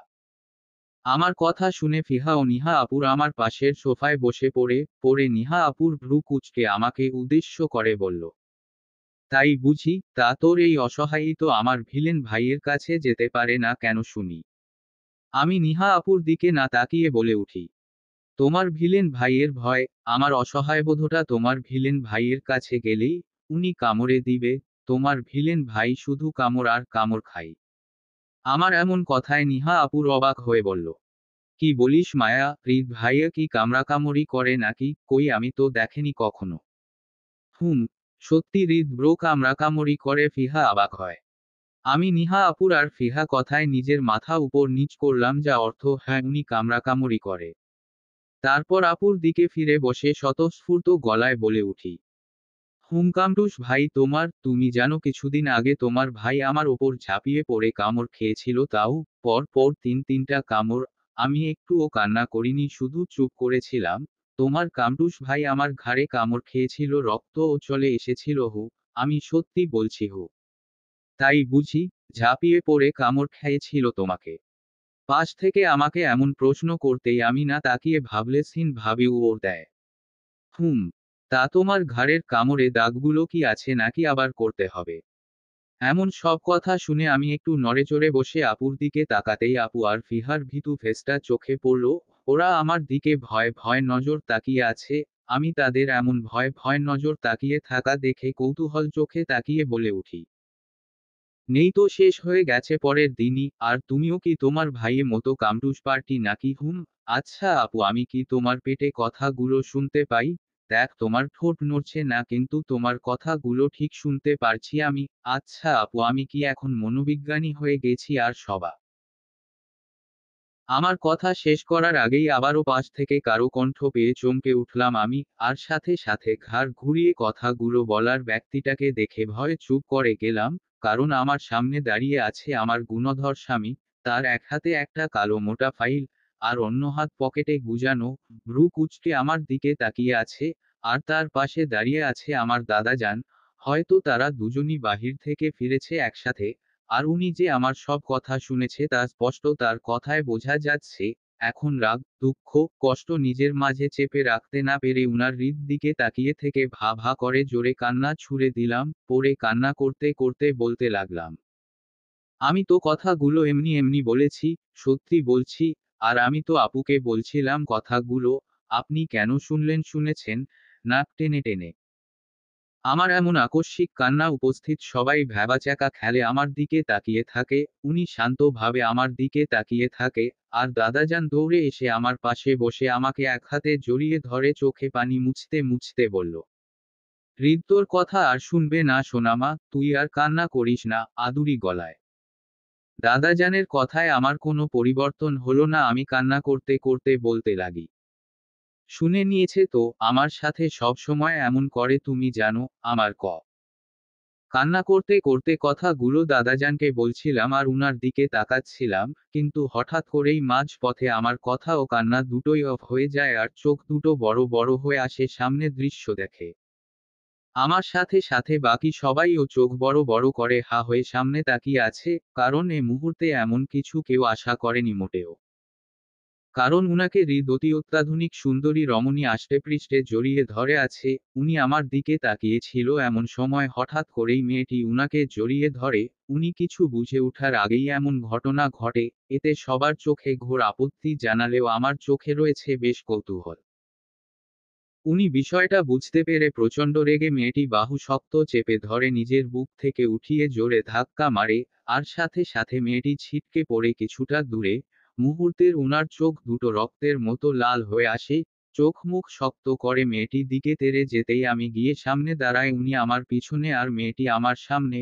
উনার রাগ উপেক্ষা করে কৌতূহলী হয়ে আমার সামনে থাকা মেয়েটিকে উদ্দেশ্য করে স্বতঃস্ফূর্ত গলায় বলি, এ কি আপু, তোমার বাকি কাপড়গুলো কোথায়? তুমি একটা কাপড় কেন পরেছো? তোমার বাকি 3 কাপড় কোথায়? তুমি কি বাকি 3 কাপড় পরতে ভুলে গেছো? ভ্রু কুঁচকে আমার এমন কথায় সবাই ছোট ছোট চোখ করে আমার দিকে তাকায়। আর নিহা আপুর আর ফিহা দৌড়ে আমার কাছে আসে। নিহা আপুর এক হাতে আমার হাত চেপে ধরে হাসা চেষ্টা করে সামনে মেয়েটির দিকে তাকিয়ে। সামনে থাকা মেয়েটি উনার ধাক্কা হওয়ার নিজেকে সামলাতে সামলাতে আমি গিয়ে হাজির হয়। হয়তো আমার এমন সব কথার জন্য মোটেও প্রস্তুত ছিল না। তাই আমার কথা শুনে প্রচণ্ড রেগে চিৎকার করে বলল, হোয়াট হোয়াট ইউ ছে এন্ড হু আর ইউ? দাঁতে দাঁত চেপে পাশ থেকে নিহা আপুর কিছু বলবে, তখনই আমি আপুকে কিছু বলতে না দিয়ে সাথে সাথে বলে উঠি, ভাইয়া, মামার মেয়ে, মানে মামাতো বোন আমি উনার। ভাইয়া কাজিন হয় আমি। তুমি কে আপু? আমার কথা শুনে নিহা আপুর আর ফিহা সাথে সাথে কাঁদতে শুরু করে। আমি তাদের এমন ব্যবহারে চরম বিরক্তি। হঠাৎ করেই যক্ষা আক্রান্ত হওয়ার মানে কি? তখনই নিহা আপু উনার দিকে এক পলক তাকিয়ে সামনে থাকা মেয়েটির দিকে তাকায় পড়ে কিছুটা হেসে আমাকে উদ্দেশ্য করে বলল, মায়া বেবি, অ্যানি হলো ডলি অমিজা, ভাইয়ের একমাত্র মামা, একমাত্র মেয়ে। হেসে চোখ বাঁকা করে ইশারা করে। ডলি নামে মেয়েটি ভ্রু কুঁচকে বলল, নিহা, কেও? Who is she? তখনই আমি হাসি মুখে স্বাভাবিকভাবেই বলে উঠি, তাহলে উনি কি আমার পাতানো বোন? আমিও তো ভাইয়ার মামাতো বোন, ফুপি বলেছে। সেই সুবাদে তো আমি আর উনি বোন বোন, তাই না? আচ্ছা ডলি আপু, তুমি কি বাকি কাপড়গুলো পরতে ভুলে গেছো নাকি? আর তোমার একটা কাপড়ের বাকি অংশগুলো কোথায়? তুমি কি ছোট বাচ্চা কাপড় পরে ফেলেছো ভুল করে? দেখ, আমি কিন্তু 4 কাপড় পরেছি। নিহা আপুর তুমি কই কাপড় পরেছো? আর ফিহা তুইও কই কাপড় পরেছিস বল ডলি আপুকে। দাদাজান আর হৃদ ভাইয়া আপনি। বাকি কথাগুলো বলার আগেই উনার হাতে থাকা ফাইলটা ফ্লোরে ছুঁড়ে মারে, পরে রক্ত লাল চোখ নিক্ষেপ করে পাশে থাকা ডেকোরেশনের চেয়ারটা নিয়ে ফ্লোরে সজোরে আবারও আছাড় মারে। সাথে সাথে ভয় আমি সহ সবাই কেঁপে উঠি। ফ্লোর থেকে ভাঙ্গা চেয়ারটা একটা বড় অংশ নিয়ে আমার দিকে তেড়ে আসতে লাগলো, আর আমি ভয়টাই দাঁড়িয়ে রইলাম জায়গায়। নজর কাড়া লাইটিং আর মুগ্ধকর পরিবেশে সবাই ব্যস্ত সবার মতো, কার এত খেয়াল আছে অন্যের খবর রাখা। সবাই সবার মতো ব্যস্ত, সবাই দলে দলে গল্পে মেতে উঠেছে, হাতে স্পট ড্রিঙ্ক। বিজনেস পার্টি হওয়ায় ছেলেরা সবাই স্যুট পরেছে, মেয়েরা কেউ কেউ western dress, gown, jeans, shirt ইত্যাদি পরেছে খুশি মতো। সন্ধ্যা থেকেই পার্টি শুরু হয়েছে, আর এখন বাজে রাত 9টা 45 মিনিট। উনার এই প্রাণহীন পার্টি গত 2 ঘন্টা যাবৎ ড্রয়িং রুমে এক কোনায় দাদির সাথে দাঁড়িয়ে অসহায় ফেস করে দেখে চলছি আমি, কিন্তু এতে কারো কোনো ভাবান্তর নেই। দাদির সবাই সাথে হেসে কথা বলে চলছে সেই কবে থেকে। আর কিছুক্ষণ আমার হাতে ভিন্ন ধরনের খাবার তুলে দিচ্ছে। প্রথম প্রথম খাবারগুলো খেলেও পরে খাবারগুলো একটাও খেতে পারিনি। সবগুলো খাবার আমার পিছনে টেবিল ওপর রেখে দেয় দাদির অগোচরে। আর আমি খাবি বা কি করে? 10 মিনিট পর পর কি আর খাবার খাওয়া যায় নাকি? পেটে খাবারগুলো ঠিকঠাক জায়গায় পৌঁছাতেও তো আধা ঘন্টা সময় লাগে। সেই জায়গায় দাদি আমাকে 10 মিনিট পর পর খাবার দেয়, আর আবার পাশে থাকা মানুষগুলোর সাথে গল্পে মেতে উঠে দাদি। আমি দাদি দিকে এক পলক তাকিয়ে আবার সামনে তাকাই, এখানে উনার হৃদ ফ্যামিলির সবাই আছে। ফয়সাল ভাইয়া ফ্যামিলির সবাইও এসেছে। সবাইকেই অনেক সুন্দর লাগছে। আয়ন ভাইয়া, ফয়সাল ভাইয়া, ফুপা, দাদাজান, আলো স্যুট পরেছে, মিল রেখে। আর নিহা আপুর অ্যাশ কালার গাউন পরেছে, ফিহা পিঙ্কের মধ্যে গাউন। দাদি, ফুপি, শাড়ি পরেছে। আর আমি শাড়ি দুটোর মধ্যে একটাও পরেনি, ইচ্ছা করিনি তাই পরেনি। সাদার মধ্যে হালকা কাজে চুড়িদার জামা পরেছি। উড়ি ও হৃদ সব সাদা মধ্যেই পড়েছে। কাকতালীয় ভাবে আমাদের দুজনেই কালার মিলে গেল, কিন্তু কালার মিলেও আমাদের নজর মিলছে না একবারের জন্যও। পার্টিতে আসার পর থেকে আমি এই নিয়ে অনেকবার উনার দিকে তাকালাম, কিন্তু ভুল করেও একবারের জন্যও আমার দিকে তাকায়নি। কেমন গম্ভীর মুখ হয়ে সবার সাথে দাঁড়িয়ে আছে স্পট ড্রিঙ্ক হাতে নিয়ে, কিন্তু কারো সাথে কোনো কথা বলছে না, শুধু শুনে যাচ্ছেন। আচ্ছা, একটা মানুষ এতটা গম্ভীর কিভাবে হয় আমি বুঝি না। কারো সাথে ভুল করেও হাসি ফোটে কথা বলে না। আর ফ্যামিলির সাথে দিনের 5 কথা বলে কিনা সন্দেহ আছে। সবকিছু কেমন সাইলেন্ট সাইলেন্ট থাকা চাই উনার। আর উনার চোখ দুটো কেমন গভীর ভাব। মুহূর্তের সবকিছু ধরা পড়ে যায় উনার চোখে কাছে।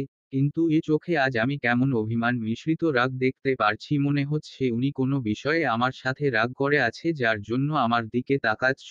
কিন্তু সেটা কি? আর উনি বা আমার সাথে অভিমানের রাগ করবে কেন? এই রকম তো উনি কখনো করে না আমার সাথে, বরং আমার উপর নিজের সব রাগ নিবারণ করে। তাহলে আজ এই? আচ্ছা, উনি কি সকালে বিষয়টা নিয়ে রেগে আছে? বাপরে, সকালে মার খেতে খেতে বাঁচলাম, লাস্ট মোমেন্টে দাদাজান আমার সামনে দাঁড়িয়ে পড়েছিল, আর উনার হাত থেকে বাঁচিয়েছিল। আর আমি সকালে পর থেকে সারাদিন উনার থেকে পালিয়েছিল এক প্রকার। কিন্তু কপাল আমার এত সহায়ক ছিল না, তাই 2-3 বার উনার মুখামুখি হতে হয়েছে আমার। তখন উনি শুধু শান্ত দৃষ্টি রেখে আমাকে এক পলক দেখে চলে যেত সামনে থেকে। আর তখন উনার চোখে কোনো রাগ, অভিমান কিছু ছিল না, সবটাই স্বাভাবিক ছিল।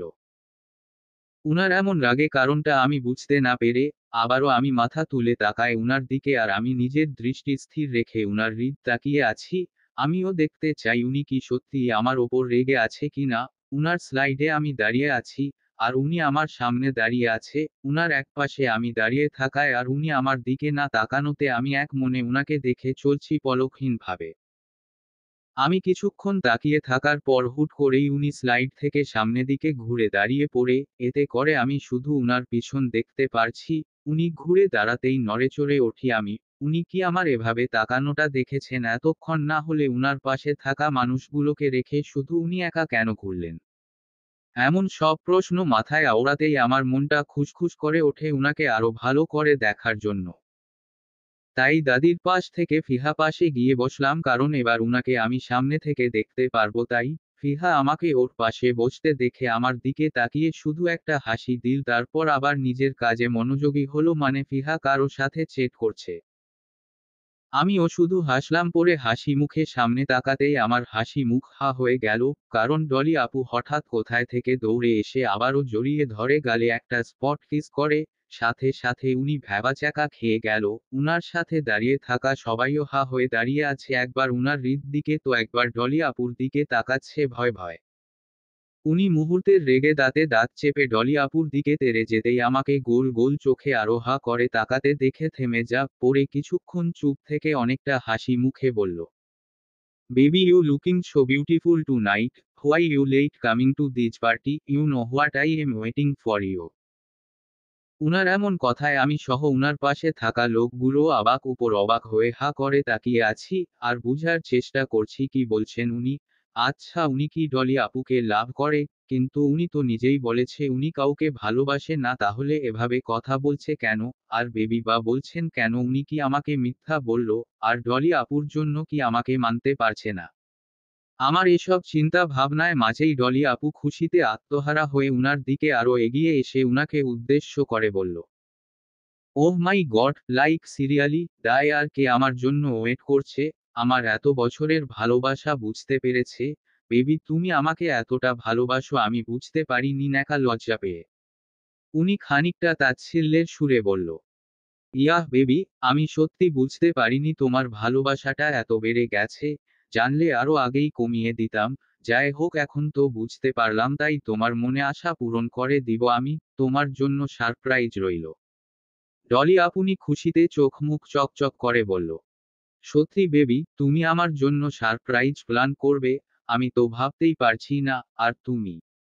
উনি ডলি আপুকে থামিয়ে দিয়ে বলল, তোমার ভাবতে হবে না, তোমারটা আমি ভেবে রেখেছি অলরেডি। আর তুমি সারপ্রাইজ না নিলেও আমি দিব। সো চিলি, পার্টি এনজয় করো যাও। বলেই উনি ঘুরে দাঁড়ায় আর ডলি আপু ও উনার সাথে অনেকটা চিপকে দাঁড়িয়ে পড়ে। ওনাদের দুজনে কথা শুনে আর এভাবে সবার সামনে দাঁড়িয়ে থাকতে দেখে ভ্রু কুঁচকে এলো আমার। উনার কি সত্যি রিলেশনশিপে আছে নাকি? আমি কি একবার ডলি আপুর সাথে কথা বললো এ বিষয়ে? আর যদি রিলেশন থাকে তো আচ্ছা, উনি যদি ডলি আপুকে বিয়ে করতে চাই তো আমার কি উনার লাইফ থেকে চলে যেতে হবে? হয়তো যেতে হবে, কারণ এটাই তো হওয়ার কথা ছিল। আমি তো সব জেনে শুনেই বিয়েটা করছি, তাহলে আমার আপত্তি থাকার কথা না। ডলি আপুর সাথে উনার সম্পর্কে কি জেনেই চলে যাব আমি অনেক দূরে? আমি আমার কথা রাখবো উনাকে মুক্তি দিয়ে। এমন সব চিন্তা ভাবনা করতেই একটা দীর্ঘশ্বাস ছাড়লাম। আমার আর বসে থাকতে ভালো লাগছে না, কেমন সব অস্থির অস্থির লাগছে। সবকিছুই কেমন দুটাই ভুগছি। মনে এই অস্থিরতা কাটাতে আমার কারো সাথে কথা বলা প্রয়োজন। তাই নিজের শান্ত করার জন্য উঠে দাঁড়ালাম। উদ্দেশ্য দাদাজান কাছে যাব। কয়েক কদম এগিয়ে আসতেই সামনে এসে হাজির হয় অচেনা একটা ছেলে। আমি তাকে পাশ কাটিয়ে এক পা বাড়াতেই আবারও সামনে এসে দাঁড়ায়। এবার আমি ভ্রু কুঁচকে তাকাতেই ছেলেটি মুখে বিদ্ঘুটে হাসি টেনে আমাকে উদ্দেশ্য করে বলে উঠে, hi hottie, you looking so hot. যদিও তুমি ঠিকঠাক কাপড় পরেছ, তারপরও তোমার সবকিছুতে কেমন নেশা নেশা ভাব আছে। তুমি কি একা নাকি? এই পার্টিতে অনেকক্ষণ ধরে দেখছি তুমি একা একা বসে আছো। তুমি চাইলে আমাকে বলতে পার, আমি তোমার অনেক ভালো কোম্পানি দিতে পারি। খানিকটা আমার দিকে ঝুঁকে এসে ছেলেটি বিদ্ঘুটে হাসি আর বিচ্ছিরি টাইপ কথা শুনে আমি তিক্ততা প্রকাশ করে আবারও এখান থেকে কোনো কথা না বলে চলে যেতে লাগলাম। কারণ এ মুহূর্তে আমার মন ভালো নেই, আর এই বাজে ছেলেটা আমার মুডটা আরো খারাপ করে দিবে, তাই কোনো বাহানা ছাড়াই চলে যাওয়ার জন্য পা বাড়াতেই আবারও অচেনা ছেলেটা আমার পথ আটকে দাঁড়ায়। পরে আমাকে উদ্দেশ্য করে বিচ্ছিরি হাসি দিয়ে বলল, ওপস, বেবি কি আমার ওপর রাগ করেছে? বেবি কিন্তু এখন রাগ করলেও তাকে এখন যেতে দিব না আমি, কারণ বেবিকে আমার এখন চাই। আর তোমার বাকি কথাগুলো বলার আগে কেউ অচেনা ছেলেটা শুটের কলার টেনে ধরে তার দিয়ে ঘুরায়। আমি চমকে উঠি। আর সাথে সাথে চোখ পড়ে আয়ন ভাই আর রাগী ফেস, প্রচণ্ড রেগে ছেলেটি কলার চেপে ধরে আছে। উনার চোখ দুটো দেখে মনে হচ্ছে এখনই রক্ত বের হবে। উনাকে এতটা রাগতে আমি কখনো দেখিনি, এটাই প্রথম দেখলাম। আয়ন ভাইয়াকে সবসময় হাসি খুশি শান্তভাবে দেখেছি আমি, উনার এমন রাগের সাথে আমি পরিচিত নয়। তাই এই মুহূর্তে আমার উনাকে দেখে খুব ভয় করছে আমার। তখনই উনি রাগে রিরি করতে করতে বলল, এত বড় কলিজা তোর, তুই ওর মা এড়িয়ে যাওয়ার পরও ওকে তুই বারবার ডিস্টার্ব করছিস। আজ তোর কলিজাটা মেপে দেখবো আমি। আর তুই ওকে কি বলেছিস এতক্ষণ বল শুনি। কলার চেপে ধরে ঝাঁকাতে ঝাঁকাতে হঠাৎ এমন কিছু জন্য হয়তো ছেলেটি প্রস্তুত ছিল না, তাই আকস্মিক ঘটনায় বোকা বনে যায় ছেলেটি। পরে যখন বুঝতে পারে কি হচ্ছে তার সাথে, তখন তার চেহারায় ভয়ে চাপ ফুটে ওঠে আর নিজেকে বাঁচানোর চেষ্টা করতে করতে বলল, সরি স্যার, আসলে আমি বুঝতে পারিনি। আমি তো ম্যামের সাথে পরিচয় হতে আসছিলাম, বিশ্বাস করুন। ম্যামকে করে দেখুন, ভয় সিটি আছে। ছেলেটা এমন কথায় আয়ন ভাইয়া আমার দিকে তাকায় পড়ে আমাকে কিছু বলবে আমি তার আগেই নিজের মাথা নাড়িয়ে সুমতি জানা, যার অর্থ হলো অচেনা ছেলেটি যা বলছে সত্যি বলছে। এ মুহূর্তে আমার মিথ্যা বলা ছাড়া কোনো উপায় ছিল না, কারণ আমি চাই না আমার জন্য উনার হৃদ পার্টিতে কোনো ঝামেলা হোক, তাই মিথ্যা বললাম। আমার মাথা নাড়ানো দেখে আয়ন ভাইয়া কিছুটা স্বাভাবিক হয়ে আসে, আর নিজের রাগটা কন্ট্রোল করে দাঁতে দাঁত চেপে বলল, আজ ছেড়ে দিলাম, বাট নেক্সট টাইম পরিচয় হওয়ার জন্য ওর মা আশেপাশে যাতে তোকে না দেখি। গট ইট, যা এবার। বলেই এক প্রকার ধাক্কা মেরে ছেড়ে দেয়। পরে ওপরের দিকে তাকিয়ে চোখ বন্ধ করে জোরে জোরে নিঃশ্বাস ফেলে আনার দিকে হাসি মুখে তাকায়। পরে আমার হাত দুটো ধরে রেখে বলল, তুমি একা কেন মায়ু পাখি? তোমাকে না আমি নানুমার সাথে রেখে এসেছিলাম তো, একা একা পার্টিতে ঘুরছো কেন? হুম। আয়ন ভাইয়া কথায় আমি নিজের মুখে হাসি ফুটিয়ে বলে উঠি, আমার ভালো লাগছে না তারা একা একা করছিলাম, তাই দাদাজানের কাছে যাচ্ছি কথা বলার জন্য। আচ্ছা ভাইয়া, তুমি কি আমার সাথে একটু থাকবে? আসলে একটু কথা বললো আর কি। আমার কিছু ভালো লাগছে এ মুহূর্তে, তাই। কথাগুলো বলে আয়ন ভাইয়া চোখে দিকে ভালো করে তাকায় আমি। উনার চোখ দুটো কেমন অদ্ভুত ভারী ভারী লাগছে আমার কাছে। কই আগে তো এমন দেখেনি আমি, তাহলে আজ এত গভীরভাবে দেখছি কেন আমি? কি হয়েছে আমার আজ? চোখে কথা মনে করতে আমি সাথে সাথে পাশ ফিরে তাকায় উনার দিকে, সাথে সাথে আমি চমকে উঠি। গম্ভীর দুটো চোখ আমার এক দৃষ্টিতে তাকিয়ে আছে শুধু। উনি হৃদ আমার দিকে ঘুরে দুহাত পকেটে গুজায় স্ট্রং হয়ে স্বাভাবিকভাবেই দাঁড়িয়ে আছে।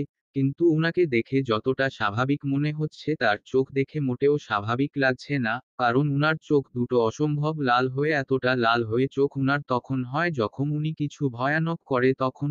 আর উনার চোখ দেখে মনে হচ্ছে উনি সবকিছু পুড়িয়ে দিবে বা ধ্বংস করার তাণ্ডব লীলায় মেতে উঠবে। আচ্ছা, উনি এমন করছে কেন? আমি কি আবার কোনো ভুল করেছি?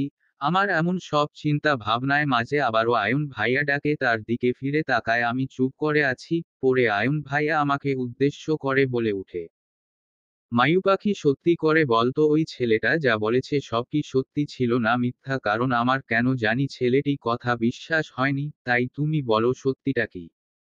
আয়ন ভাইয়া কথায় আমি একটা মুচকি হাসি দিয়ে বলে উঠি, এ ছেলেটি সব সত্যি বলেছে। আমার সাথে পরিচয় হতে এসেছিল শুধু, আর ছেলেটা এমনি এমনি আমার পথ আটকে দাঁড়াচ্ছে।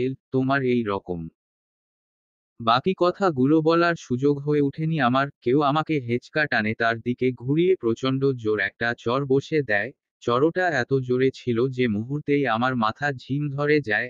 আকস্মিক ঘটনায় আমি চমকে ওঠার সুযোগটাও পাইনি। গালে হাত দিয়ে ঝিম মেরে দাঁড়িয়ে আছি, তখন আয়ন ভাইয়া গলার আওয়াজ কানে আসে। উনি উচ্চ সুরে বলল, হৃদ। আমি পিটপিট করে উনার দিকে তাকিয়ে কিছু বলার জন্য আস্তে করে বলে উঠি, আপনি? আমি?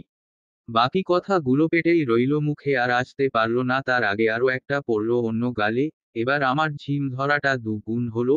আমি দুগালে হাত দিয়ে দাঁড়িয়ে আছি, ঝাপসা চোখে উনার দিকে তাকিয়ে আছি, টলটলে চোখে। আমায় চড় দেওয়ার সাথে সাথে ড্রয়িং রুমে পিনপিনে চেয়ে গেছে। সবার মাঝে এক জেগে গেছে এক চাপা নিস্তব্ধতা। কৌতূহল চোখে সবাই তাকিয়ে আছে উনার হৃদ দিকে। উনি রাগে ফুসফুস করছে। উনাকে দেখে মনে হচ্ছে উনি আমাকে আরো কয়েকটা চড় দিতে পারলে শান্তি পেত। উনি নিজের দুহাত মুষ্টি করে লাল চোখে আমার দিকে তাকিয়ে আছে। আর আমি দুগালে দুহাত দিয়ে কান্না করছি। তখনই দাদা দাদি দৌড়ে আমার কাছে এসে দুজনে দুই দিক থেকে জড়িয়ে ধরে। আমার কান্না দেখে দাদি আমাকে সম্পূর্ণভাবে নিজের বুকে জড়িয়ে ধরে রাখে। পরে দাদি রেগে উনাকে কিছু বলবে, তখনই আয়ন ভাইয়া রেগে উচ্চ স্বরে উনাকে বলে উঠে, হাউ ডেয়ার ইউ রিড! তোর সাহস কিভাবে হয় বারবার মায়াকে মারা? কি পেয়েছিস তুই? আজ তুই ওকে আঘাত করে অনেক বড় ভুল করেছিস। আয়ন ভাইয়া কথা শুনে ভ্রু কুঁচকে উনি আমার দিক থেকে চোখ সরিয়ে ভাইয়া দিকে তাকায় পড়ে খানিকটা চাপা সুরে বলল, ডোন্ট বি ডেয়ার আয়ন, আমাকে তুই ভালো করেই চিনিস আমি কাউকে আমার কাজে কাইট তো দেয় না, সো কিপ কোয়াইট, আমাকে আমার কাজ করতে দে। বলে উনি চিল্লায় আসিফকে ডাকতে লাগলো, উনার ডাকে সাথে সাথে আসিফ হৃদের বডিগার্ড এসে হাজির হয়। উনি আসিফকে উদ্দেশ্য করে বলে উঠে, 10 মিনিটের ভিতর পার্টি শেষ করা চাই আমার, সবাই সবার মতো ম্যানেজ করে পার্টিটা এখানেই ইতি টানা হোক, তোর কাছে জাস্ট 10 মিনিট সময় আছে, সো হারি আপ। উনার কথায় আসিফ আমতা আমতা করে বলল, কিন্তু ভাই পার্টি। বাকি কথাগুলো বলার আগেই থেমে যায় উনার চেহারার দিকে তাকিয়ে, রক্ত লাল চোখ চোরা দেখে আর কিছু বলার সাহস জুগিয়ে উঠতে পারেনি আসিফ, ভয়ে কাচুমাচু করে বলল, এক্ষুনি কাজ হয়ে যাবে ভাই। কথাগুলো বলেই দ্রুততার সাথে কেটে পড়ে আসিফ নিজের কাজে। আফিস জায়গায় ছাড়তেই আয়ন ভাইয়া দাঁতে দাঁত চেপে ওনাকে বলে উঠে, হৃদ, তুই কিন্তু। আয়ন ভাইয়া কথাগুলো শেষ করার আগেই উনি আয়ন ভাইয়াকে থামিয়ে দেয়। আয়ন ভাইয়া দিকে তাকিয়ে স্বাভাবিকভাবেই বলল, জাস্ট কোয়াইট। পাশ থেকে দাদি রেগে চিৎকার করে বলে উঠে, হৃদ তুই কিন্তু বেশি বেশি করছিস, তুই আবার আমার সোনামাকে মারলি কোন সাহসে? কি সমস্যা তোর ওর মায়ার সাথে, যার কারণে তুই বারবার ওকে আঘাত করছিস বল? দাদি এমন কথায় উনি বিরক্তি নিয়ে তাকিয়ে বলে উঠে, কোন কথা নয় আর। উনার এমন কথায় আর দাদির করা প্রশ্নে উত্তর না পাওয়ায় দাদি আরো ক্ষিপ্ত হয়ে রেগে চিল্লায় বলল, হৃদ, তুই। উনি দাদির কথা কানে না নিয়ে গম্ভীরভাবে বলে উঠে, না মানে না। উনার এমন চাপা সুরের কথায় দাদি চুপ হয়ে যায়, কারণ উনার রাগের সাথে কেউ কখনো পেরে উঠে না, তাই চুপচাপ দাঁড়িয়ে আছে সবাই, আর দেখতে চাই যে উনি কি করতে চাইছে। উনার আদেশ মেনে আসিফ নিজের কাজ করেছে। 10 মিনিটে ভিতর পরও ড্রয়িং রুমে খালি, শুধু উনার ফ্যামিলি মেম্বার আর ফয়সাল ভাইয়ার ফ্যামিলি, বাকি সব বডিগার্ডরা রয়েছে ড্রয়িং রুমে জুড়ে। টলিয়াপু চলে গেছে উনার ফ্যামিলির সাথে, আসিফ পাঠিয়ে দিয়েছে, বাকিরা সবাই এখানেই আছে, কিন্তু সবার মাঝে পিনপিনে নীরবতা, সবার চোখ শুধু উনার দিকে তাক করা। নীরবতা ভেঙে উনি খানিকটা চিল্লিয়ে আসিফকে উদ্দেশ্য করে বলে উঠে, হারামির বাচ্চাটা নিয়ে আয় আসিফ। কথাগুলো বলেই আবারও সবার মাঝে নীরবতা চেয়ে গেছে, সবাই চুপচাপ দাঁড়িয়ে আছে, কারো মুখে কোনো কথা নেই আর না আছে কোনো শব্দ।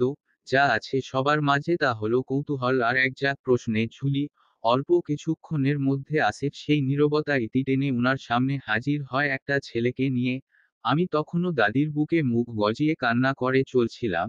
ছেলেটিকে দেখে কপাল কুঁচকে আসে আয়ন ভাইয়া, সন্দেহ দৃষ্টিতে একবার আমার দিকে তাকিয়ে আবার ছেলেটি দিকে তাকায়, আর তখনই উনি আমাকে আমার হাতের কবজি টেনে দাদির বুক থেকে উঠি দাঁড় করায়। আমি একবার উনাকে অশ্রুসিক্ত চোখে দেখে ভয় নিজের দুহাত বাড়ি দিয়ে দাদিকে জড়িয়ে ধরতে যাব, তখনই উনি আবারও আমার কবজি টেনে ধরে নিজের সামনে এনে দাঁড় করাই, আর ইশারা করে পাশে থাকা ছেলেটিকে দেখতে বলে। আমি বাধ্য মেয়ে মতো পাশে থাকা ছেলেটি দিকে তাকায়, সাথে সাথে আমি চমকে উঠলাম, এটা তো তখন আমার সাথে অসভ্যতামি করা ছেলেটি, কিন্তু ছেলেটি এখানে কেন? আর এর এই অবস্থা কেন? মনে হচ্ছে একে হালকা পাতলা মেরেছে, গাল দুটো লাল হয়ে আছে, সাথে নিচে ঠোঁট কেটে হালকা রক্ত পড়ছে। আমার এমন সব চিন্তা ভাবনায় মাঝেই উনি চাপা সুরে দাঁতে দাঁত চেপে আমাকে বলে উঠে, এবার সত্যি বলবে নাকি আরো দুটো খাবে? আমাকে যদি আয়ন ভেবে মিথ্যা বলো আইসয়ের, এরপরে মারগুলো তোমার জন্য খুবই ভয়ানক কিছু হবে, সত্যিটা বলো, হারি আপ। উনার কথায় আমি মুহূর্তে চমকে উঠলাম, উনি কি করে জানলো যে এই বাজে ছেলেটা আমার সাথে অসভ্যতামি করছে? উনি তো পার্টির সারাটা সময় আমার দিকে তাকাওনি পর্যন্ত, একবার দেখার চেষ্টাও করেনি, তাহলে উনি বুঝতে পেরেছেন কিভাবে? নাকি উনি আমাকে সারা সময় চোখে চোখে রেখেছেন? হয়তো আমাকে বুঝতে দেননি, কিন্তু কিভাবে সম্ভব? সারা সময় তো আমি নিজেই উনার দিকে তাকিয়েছিলাম, উনি তো তাকাননি আমার দিকে। আমার এমন সব চিন্তা ভাবনায় মাঝে উনি আবারও খানিকটা রেগে বলে উঠেন, তোমাকে সারারাত সময় দেওয়া হয়নি, তাড়াতাড়ি সত্যি কথাগুলো বের করো। আমার আবার একে ছেলেটাকে উদ্দেশ্য করে ঠিকানা লাগাতে হবে, সো স্পিক আপ ডেমিট। উনার ধমকে আমি চুপসে যাই, আর পাশ থাকা ছেলেটা উনার ভয়ে চিল্লিয়ে বলতে থাকে যে সে কিছু করেনি, সে আমার সাথে জাস্ট পরিচয় হতে এসেছিল শুধু। আর আমি ছেলেটি করুণ অবস্থা দেখে আমার অনেক মায়া হলো, তাই ছেলেটিকে উনার হাত থেকে বাঁচানোর জন্য কি করব কিছু বুঝতে না পেরে কান্না করতে করতে বলে উঠি, উনি ছেলেটা সত্যি বলছে আর ব্যাস, হয়ে গেল। আমার মিথ্যা বলার এখানেই ইতি টানতে হয়েছে। এখানে উনার আরো একটা চড়ে, এবারও প্রচণ্ড জোরে পড়েছে আমার গালে চড়টা। উনার কাছ থেকে তৃতীয়বারের মতো চড় খেয়ে হু হু করে শব্দ করে কান্না করে দেয় হিচকি তুলে। আর আমাকে চড় মারতে দেখেই দাদি এগিয়ে আসতে চাই আমার দিকে, কিন্তু তার আগেই উনি নিজের হাত উঠিয়ে ইশারা করে দাদিকে থামিয়ে দেয়। পরে উনি আমার দুবাহু চেপে ধরে নিজের কাছে এনে দাঁতে দাঁত চেপে বলল, তোর কি মনে হয় তোর খবর আমি রাখি না? তুই আমার চোখে সামনে ঘুরে বেড়াবি আর আমি তোর খবর রাখবো না? তোর সব প্রতিটা মোমেন্টে খবর আমি রাখি। মিথ্যা না বলে সত্যিটা বল, নয়তো এরপর আর চড় মারবো না, সোজা মুখ বরাবর শুট করব। কি চাই তোর বল? উনার এমন ধমকি আমি কেঁপে উঠি। আমি জানি এখন যদি সত্যিটা না বলি তো উনি আমাকে সত্যি সত্যি গুলি করে দিবে দ্বিতীয়বার, ভাবনা। তাই ভয় ভয় হিচকি তুলে কান্না করতে করতে উনাকে সব সত্যিটা বলি। আমার কথাগুলো শুনেই উনি আমাকে আরো খানিকটা চেপে ধরে নিজের কাছে এনে রেগেমেগে বলল, তোর ভয়টা শুধু আমার জন্য থাকবে, অন্য কারো জন্য নয়। তাহলে তুই অন্যকে কেন ভয় পাবি? তোকে সেই অধিকার আমি দেয়নি। তোর সব পাগলামি, বোকা বোকা কাণ্ড, সত্য, মিথ্যা, বাহানা, ভয় আমাকে ঘিরে থাকবে, সেখানে তুই অন্য একটা ছেলেকে ভয় পেয়ে গেলি। কথাগুলো বলেই এক প্রকার আমাকে ছুঁড়ে মারে আমাকে। আমি উনার ধাক্কা সামলাতে না পেরে গিয়ে পড়ি দাদাজানের ওপর।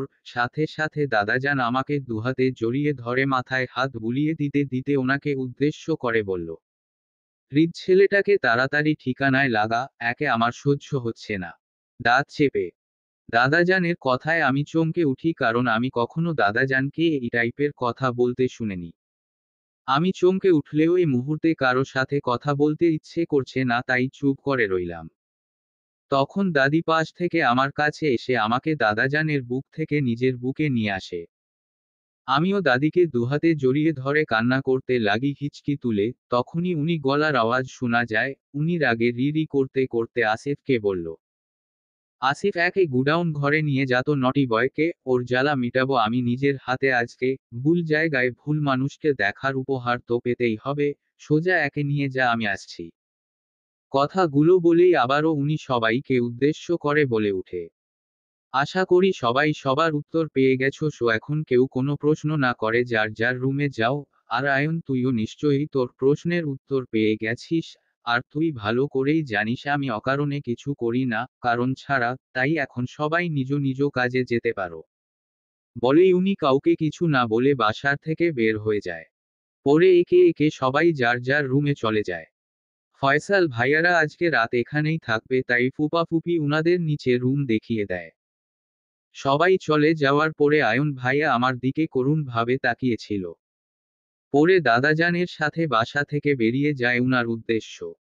আমি তখনও হিচকি তুলে কান্না করেই চলছি। পরে দাদি আমাকে আমার রুমে এনে যন্ত্র করে ঘুম পাড়ে দেয়। আর আমিও কান্না করতে করতে একটা সময় ঘুমিয়ে পড়ি। কারণ চড় খেয়ে আমি ভীষণ ক্লান্ত, তাই হারিয়ে গেলাম গভীর ঘুমের রাজ্যে। গভীর ঘুমে রাজ্যে অতলে আছে মায়া। সময়টা তখন ৫টা ১৫ বাজে সকালের। তখনই কেউ অপ্রত্যাশিত ভাবে হাত টেনে তুলে বসায় মায়াকে। মায়া ঘুমের ঘরে হতভম্ব হয়ে বসে আছে। চোখ মুখ খানিকটা ফোলা ফোলা, চোখ দুটো ঘুমের জন্য লাল লাল হয়ে আছে। তবুও কষ্ট করে খানিকটা জোর করে নিজের চোখ দুটো খুলে দেখার চেষ্টা করে যে কে তাকে এত সকালে ডেকে তুলল। তাই ঘুমের লাল চোখে পিটপিট করে তাকাতে চোখে পড়ল ফিহাকে। সে খানিকটা বিরক্তি নিয়ে তাকিয়ে আছে মায়ার প্রতি, কারণ মায়াকে গত ১০ মিনিট ধরে ডেকে চলছে, কিন্তু মায়ার কোনো ভাবান্তর নেই। মায়াকে কিছুতেই ঘুম থেকে তুলতে পারছে না, তাই আর না পেরে এক প্রকার টেনে তুলতে বাধ্য হয় ফিহা। অবশেষে মায়াকে তুলতে পেরে খানিকটা রেগে মায়াকে উদ্দেশ্য করে বলে উঠে, তুই এত এলোমেলো ভাবে ঘুমাস কেন মায়া? আর তুই ঘুমে এত গাধা কেন রে? সেই কখন থেকে তোকে ডেকে চলছি, উঠছিস না কেন? এবার চল আমার সাথে নিচে, নানুমা আমাকে পাঠিয়েছে তোকে নিয়ার জন্য, চলতো। বলেই মায়াকে কিছু বলার সুযোগ না দিয়ে এক প্রকার হাত ধরে টেনে রুম থেকে বের হয়ে আসে। আর মায়া ঘুম ঘুম চোখে চোখ বন্ধ করে ফিহার সাথে হাঁটতে থাকে। ফিহা মায়াকে নিয়ে কিছু দূর আসতেই হঠাৎ থেমে যায় কিছু একটা মনে পড়াতেই, তাই ফিহা মায়াকে উদ্দেশ্য করে বলে উঠে, মায়া তুই নিচে যা। আমি একটু আমার রুমে যাচ্ছি আমার ফোনটা আনতে, তাই তুই যা আমি আসছি। বলেই ফিহা হনহন করে নিজের রুমে দিকে প্রস্থান করে মায়াকে রেখে। মায়াটায় জায়গায় দাঁড়িয়ে আছে চোখ বন্ধ করে ঘুমে ঝিমাচ্ছে। আর আদু ফিহার কোনো কথা কিছু শুনেছে কি না সন্দেহ আছে। ফিহা কি বলে গেল বা মায়া বাহিরে বা কেন দাঁড়িয়ে আছে তা মায়া নিজেরও জানে না। আর না জানার প্রয়োজন বোধ মনে করছে। এখন মায়া অসম্পূর্ণ ঘুমটা সম্পূর্ণ করতে পারলে সাধ্য সিদ্ধি হয়। তাই হালকা চোখ খুলে পিছনে ফিরে তাকায় সাথে সাথে চোখে পড়ে দরজা। এটা কার রুম চিন্তা ভাবনায় করার কি সময় আছে মায়ার? না নেই তার সময়, তাই তো চোখ বন্ধ করেই দুহাতে হাতড়াতে হাতড়াতে দরজা দিয়ে ঢুকে যায়। পরে কোনো রকমে হাতড়াতে হাতড়াতে ব্যাগ খুঁজে ধপাস করে শুয়ে পড়ে। মায়া এমন ধপাস করে শুয়ায় কেউ একজন ঘুমের ঘরেই নড়েচড়ে ওঠে আবারও ঘুমিয়ে পড়ে। মায়া ঘুম ভেপসা খুব বেশি, কারণ মায়া ঘুমের ঘোরে নড়াচড়া করে প্রচণ্ড বিছানা এক মাথা থেকে অন্য মাথা ঘুরে বেড়ানো তার স্বভাব। এখনো তার এই স্বভাবেই সিক্ত আছে। ঘুমের ঘোরে নড়াচড়া করতে করতে তার মাথা গিয়ে ঠিকে কারো বুকে। উষ্ণতা পেয়ে মায়া আরো খানিকটা চেপে আসে ব্যক্তিটার দিকে।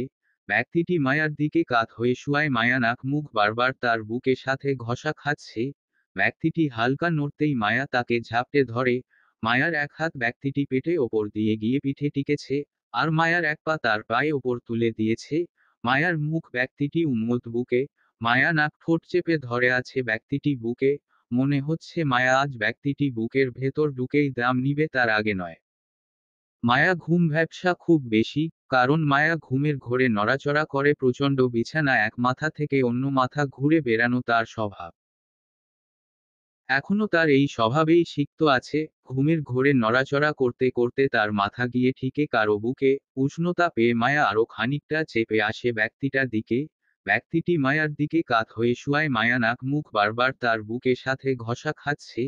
ব্যক্তিটি হালকা নড়তেই মায়া তাকে ঝাপটে ধরে। মায়ার এক হাত ব্যক্তিটি পেটে ওপর দিয়ে গিয়ে পিঠে টিকেছে। আর মায়ার এক পা তার পায়ে ওপর তুলে দিয়েছে। মায়ার মুখ ব্যক্তিটি উন্মুক্ত বুকে। মায়া নাক ঠোঁট চেপে ধরে আছে ব্যক্তিটি বুকে। মনে হচ্ছে মায়া আজ ব্যক্তিটি বুকের ভেতর ঢুকেই দাম নিবে তার আগে নয়। বুকের মধ্যে তীব্র গরম নিঃশ্বাস উঠা নামা করা কারণে তার সাথে বারবার কেউ বুকে না ঠোঁট ঘষে দিচ্ছে। এতে করে ঘাড় ঘুমটা হালকা হয়ে আসে হৃদের। ঘুমের মধ্যেই নড়েচড়ে ওঠে হৃদ, তার সাথে ঘুমের মধ্যে যেন কেঁপে কেঁপে উঠছে তার শরীর উষ্ণতা ছোঁয়া পেয়ে। হৃদের ঘুমটা হালকা হতেই পিটপিট করে চোখ খুলে তাকায় হৃদ। সামনে কিছু দেখতে না পেয়ে তার সাথে নিজের শরীরটা ভার ভার লাগায় হালকা বিরক্তি নিয়ে ঘুম ঘুম চোখে অন্য পাশ ফিরতে নেও থেমে যায় হৃদ। তার মনে হচ্ছে তাকে কেউ সাপের মতো পেঁচিয়ে আছে। তার শরীরের সাথে কারো শরীর আষ্টে পৃষ্ঠে জড়িয়ে আছে। সাথে সাথে হৃদ চমকে উঠে তাকে এভাবে কে জড়িয়ে ধরবে। তার রুমে তো তার বাড়ি ছাড়া কেউ আসতে পারে না, সেই জায়গায় তাকে জড়িয়ে ধরা ইম্পসিবল। জড়িয়ে রেখে ব্যক্তিটি অনুসন্ধান করতে সামনে তাকায় হৃদ, কাউকে খুঁজে না পেয়ে হালকা বিরক্তি নিয়ে নিজের মাথাটা নিচু করার সাথে সাথে চোখে পড়ে এলোমেলো চুলে অধিকারী একটা মেয়েকে। সাথে সাথে কপাল কুঁচকে এলো হৃদের, পড়ে খানিকটা রেগে মেয়েটিকে এক পলক দেখে তাকে ধাক্কা দিয়ে নিজের থেকে সরাতে গিয়েও থেমে যায় হৃদ, কারণ হৃদ মায়ার বাহু চেপে ধরা সাথে সাথে মায়া আরো ভালো করে জড়িয়ে নেয় হৃদকে। এতে করে হৃদ থমকায় হৃদ, তার মনে হচ্ছে এই স্পর্শটা তার চেনা, খুব করেছে না। তাই হৃদ হালকা কপাল কুঁচকে নিজের মাথাটা একটু উঁচু করে নিজের এক হাত দিয়ে এলোমেলো চুলের অধিকারী মেয়েটি দেখার জন্য তার মুখটি হৃদের বুক থেকে উঠিয়ে হালকা উঁচু করে তার মুখের সামনে ধরে। পরে হৃদের হাত দিয়ে চুলগুলো সরাতেই সাথে সাথে আবারও থমকায় হৃদ, চোখে সামনে মায়াকে দেখে হৃদের ঘুম জড়ানো চোখ দুটো অটোমেটিক বড় বড় হয়ে আসে। হৃদ মায়ার মাথাটা উঁচু করে ধরায় এতে করে মায়ার ঘুমের ব্যাঘাত ঘটছে, তাই মায়া নিজের মাথা একটু নাড়িয়ে আবারও হৃদের বুকে আগে নেয় চেপে ধরে নিজের মাথাটা শক্ত করে। মায়া এমন করায় হৃদের উঁচু করে থাকে মাথাটা সাথে সাথে ধপাস করে বালিশে রাখে হৃদ। নিমিষেই বড় হয়ে আসে, চোখগুলো বন্ধ হয়ে আসে। আর ভাবতে থাকে কি হচ্ছে তার সাথে। মায়া কিভাবে তার রুমে এসেছে। মায়াকে হৃদ কখনোই এতটা কাছে পায়নি এত গভীরভাবে। তাহলে আজ কি করে। মায়া কি শোধ জ্ঞান এসেছে নাকি পাগলামো করতে করতে এসে পড়েছে? যেভাবেই আসুক না কেন এই মেয়ের জন্য সব সময় তাকেই ভুগতে হয় সবকিছুতে। সে তো পাগলামো করে চলে যায়, সাথে রেখে যায় তার জন্য একরাশ অস্থিরতা। কিন্তু এই মেয়েটি পড়ে কিছু মনেও রাখে না, সে দিব্যি ভালো থাকতে পারে সবাইকে নিয়ে অন্যকে পুড়িয়ে। হৃদের অবাক হওয়ার কৌঠাটা মায়ার কাজের মধ্যে সম্পূর্ণ ভরপুর হয়ে গেল, তাই সে আর অবাক হয়েও হতে পারছে না। চোখ বন্ধ করেই জোরে জোরে 2-3 বার নিঃশ্বাস ফেলে আদুরি দুহাতে জড়িয়ে ধরে মায়াকে। এক হাত মায়ার নিচ দিয়ে ঢুকিয়ে পিঠে রাখে, আর অন্য হাত মায়ার সরাসরি পিঠের উপর রাখে। মায়া এমনিতেই হাত পা উঠিয়ে হৃদকে আষ্টেপৃষ্ঠে জড়িয়েছিল, পরে হৃদ আদরে দুহাতে আরো জড়িয়ে নেয়। কিন্তু এতে করে হৃদের বেশ একটা ভালো লাগছে না, তাই হৃদ মায়াকে জড়িয়ে ধরা অবস্থাতেই নিয়ে সোজা হয়ে শুয়ে পড়ে।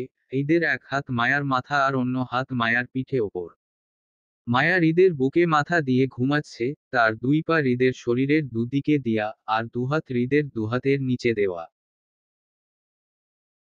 হঠাৎ করেই হৃদের বুকে মধ্যে প্রচণ্ড শান্তি অনুভব করতে পারছে হৃদ, তার সাথে তীব্র অস্থিরতা, আর এই দুটো জিনিস এই মায়াকে ঘিরে।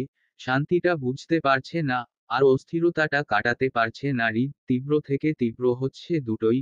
মন বলছে এই বুকে শান্তিটাকে এভাবেই আঁকড়ে ধরে রাখতে, আর মস্তিষ্ক বলছে অস্থিরতা নামক এই মেয়েটি থেকে দূরে থাকতে। কি করবে কিছু বুঝে উঠতে পারে না হৃদ, তাই চোখ বন্ধ করেই মায়াকে জড়িয়ে ধরে রাখে কিছুক্ষণ। পরে নিজের অস্থিরতাটা তীব্র থেকে তীব্র হতেই নিজের মাথাটা একটু ঝাঁকিয়ে মায়াকে বিছানায় শুয়ে ওঠে বসে হৃদ। বিছানায় শুয়ে দিতেই মায়ার খানিকটা বিরক্তি নিয়ে নড়েচড়ে ওঠে ওপাশ ফিরে শুয়ে পড়ে আবার। হৃদ মায়ার এমন কাজে কিছুক্ষণ তাকিয়ে থেকে মায়ার দিকে খানিকটা ঝুঁকতে গিয়েও থেকে যায়। হঠাৎ করেই উঠে দাঁড়িয়ে যায় হৃদ, কোনো কিছু চিন্তা না করেই ওয়াশরুমে ঢুকে যায়। দীর্ঘ 1 ঘন্টা যাবৎ শাওয়ারের নিচে দাঁড়িয়ে আছে হৃদ, দুহাত দেয়ালে ভর দিয়ে মাথা ঝনা নিচে দিয়ে দুচোখ বন্ধ করে দাঁড়িয়ে আছে হৃদ। শাওয়ারের পানি তার মাথা বেয়ে বুক দিয়ে ঘুরিয়ে নিচে পানি সাথে মিশে যাচ্ছে বারবার। আর হৃদটায় দাঁড়িয়ে এক মনে কিছু একটা ভেবে চলছে।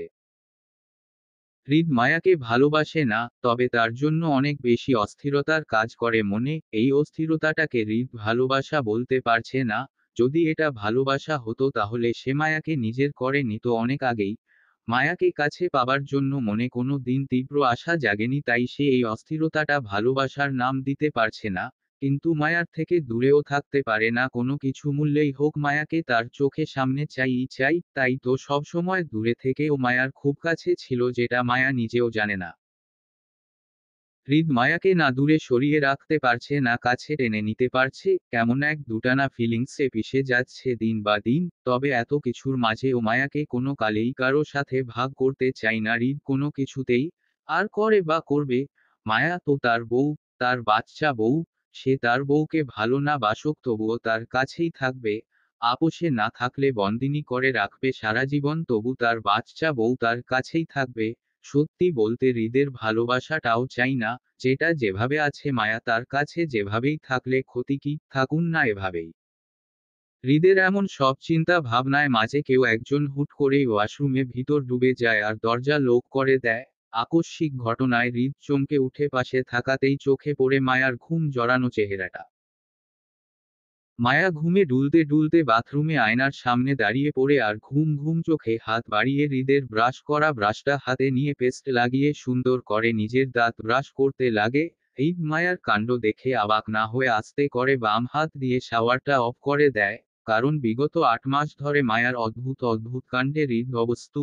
প্রথম প্রথম মায়ার অদ্ভুত কাজে হৃদ অবাক হলেও পরে পরে মায়ার এইসব কাজে অবস্তুগত পরিণত হয়েছে, তাই এই মুহূর্তে আর অবাক না হয়ে দেয়ালে হেলান দিয়ে দাঁড়িয়ে পড়ে। আর দেখতে চাই যে হৃদ মায়া আর কতটা পাগলামো করতে পারে।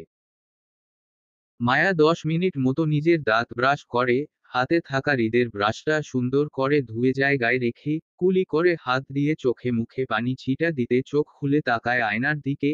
আবারও মুখে পানির ছিটা দিতেই মায়া মনে হলো কেউ একজন তার পাশে দাঁড়িয়ে আছে আর তাকে গভীরভাবে পর্যবেক্ষণ করছে। মায়া নিজের মাথাটা হালকা করে ঘুরিয়ে পাশে তাকায়, পাশে তাকাতেই চোখে পড়ল হৃদকে। হৃদ খালি গায়ে শুধু একটা টাওয়ার কোমরে পেঁচিয়ে দেয়ালে হেলান দিয়ে দুহাত ভাঁজ করে বুকে দিয়ে দাঁড়িয়ে আছে। মায়া সাথে সাথে ভূত দেখার মতো ভয় পেয়ে চমকে উঠলেও আবার কিছু একটা ভেবে স্বাভাবিক হয়ে গাল ফুলিয়ে ঠোঁট উল্টিয়ে আয়নার দিকে ঘুরে তাকায়। মায়া এমন কাজে হৃদ ভ্রু কুঁচকা আর ভাবে যে তাকে দেখে মায়া স্বাভাবিক আচরণ করছে কিভাবে, তাই ভ্রু কুঁচকেই তাকিয়ে থাকে মায়ার দিকে। মায়া নিজের মতো করে মুখ ধুয়ে ওয়াশরুম থেকে বের হয়ে যেতে গিয়েও থেমে যায়, কি মনে করে আবারও হৃদের দিকে পা বাড়ায়। হৃদের সামনে গিয়ে দাঁড়িয়ে হৃদকে এক পলক পা থেকে মাথা পর্যন্ত দেখে নিয়ে নিজের গায়ে ওড়নাটা দিয়ে হৃদকে ভালো করে ডেকে দেয়। হৃদ ভ্রু কুঁচকে তাকায় একবার নিজের গায়ে ওড়না দিকে তো একবার মায়ার দিকে, পরে মায়ার দিকে দৃষ্টি স্থির রেখে ভ্রু কুঁচকায়। মায়া নিজের মতো করে হৃদকে ডেকে চলে যেতে নেয়, কিন্তু কি মনে করে আবারও মায়ার পা দুটো থেমে যায় আর হৃদের দিকে তাকিয়ে বলে উঠে, আপনি আমার কল্পনায়ও এমন অর্ধনগ্ন হয়ে সামনে এসে পড়েছেন। আর রাতে আমাকে মেরে শান্তি হয়নি যে সোজা আমার বাথরুমে আমার কল্পনায় চলে এলেন, তাও এভাবে। রাতে আমি মনে মনে আপনাকে বলেছিলাম না যে আমি আর আপনার সামনে যাব না, আপনার সাথে কথাও বলবো না, তাহলে কেন এসেছেন আমার কল্পনাতে? আমি আর আপনার সামনে কখনো আসতে চাই না, আর না আপনার সাথে তাকাতে চাই। আমি আপনাকে মুক্তি করে দেব খুব তাড়াতাড়ি। আমি এই সম্পর্কে ইতি টানতে চাই, আপনার কাছ থেকে দূরে চলে যেতে চাই।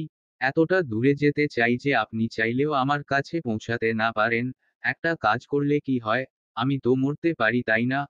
আমি মরে গেলে তো ভালো হয়, তাই না? আপনিও শান্তি, মুক্তি দুটোই পাবেন। আর আমি পাবো আপনার রোজ রোজ অত্যাচার থেকে মুক্ত। মায়া খানিকটা থেমে জোরে নিঃশ্বাস ফেলে নিচের দিকে তাকিয়ে আবারও বলল, হয়তো আপনার সামনে আমি এই কথাগুলো বলতে পারবো না কখনো, তবে একদিন আমি উড়াল দিবি আপনার এই অত্যাচার নামক শিকল ভেঙে। সেদিন হয়তো আপনি শুধু সবটা দাঁড়িয়ে দেখবেন, কিন্তু আপনার করার মতো কিছু থাকবে না। সেদিন আমি বড্ড স্বার্থপর হব আপনার জন্য, ছেড়ে চলে যাব দেখে নিবেন, টলমলে চোখে। বলেই মায়া হৃদের দিকে না তাকিয়ে দ্রুততার সঙ্গে বাথরুম ত্যাগ করে, সাথে সাথে হৃদের রুমও কান্না করতে করতে। মায়া নিজের কান্না এতটা ব্যস্ত ছিল যে একবারও দেখা প্রয়োজন বোধ মনে করেনি যে সে কোথায় ছিল এতক্ষণ। এটা কার রুম, কার ওয়াশরুম ছিল এতক্ষণ?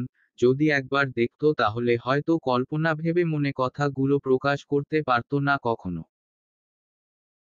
আর মায়া যদি একবার বাথরুম থেকে বের হওয়ার আগে তার সামনে থাকা ব্যক্তিটি দিকে চোখ তুলে তাকাতো, তাহলে দেখতে পেত একজোড়া ভয়ঙ্কর লাল চোখ, যা তার দিকে নিক্ষেপ করা। এই চোখ তাকে মুহূর্তের জ্বালিয়ে পুড়িয়ে ছাই করে দিতে পারে, তাকে পিষে ফেলতে পারে নিজের সাথে তার এসব কথাগুলো বলার কারণে।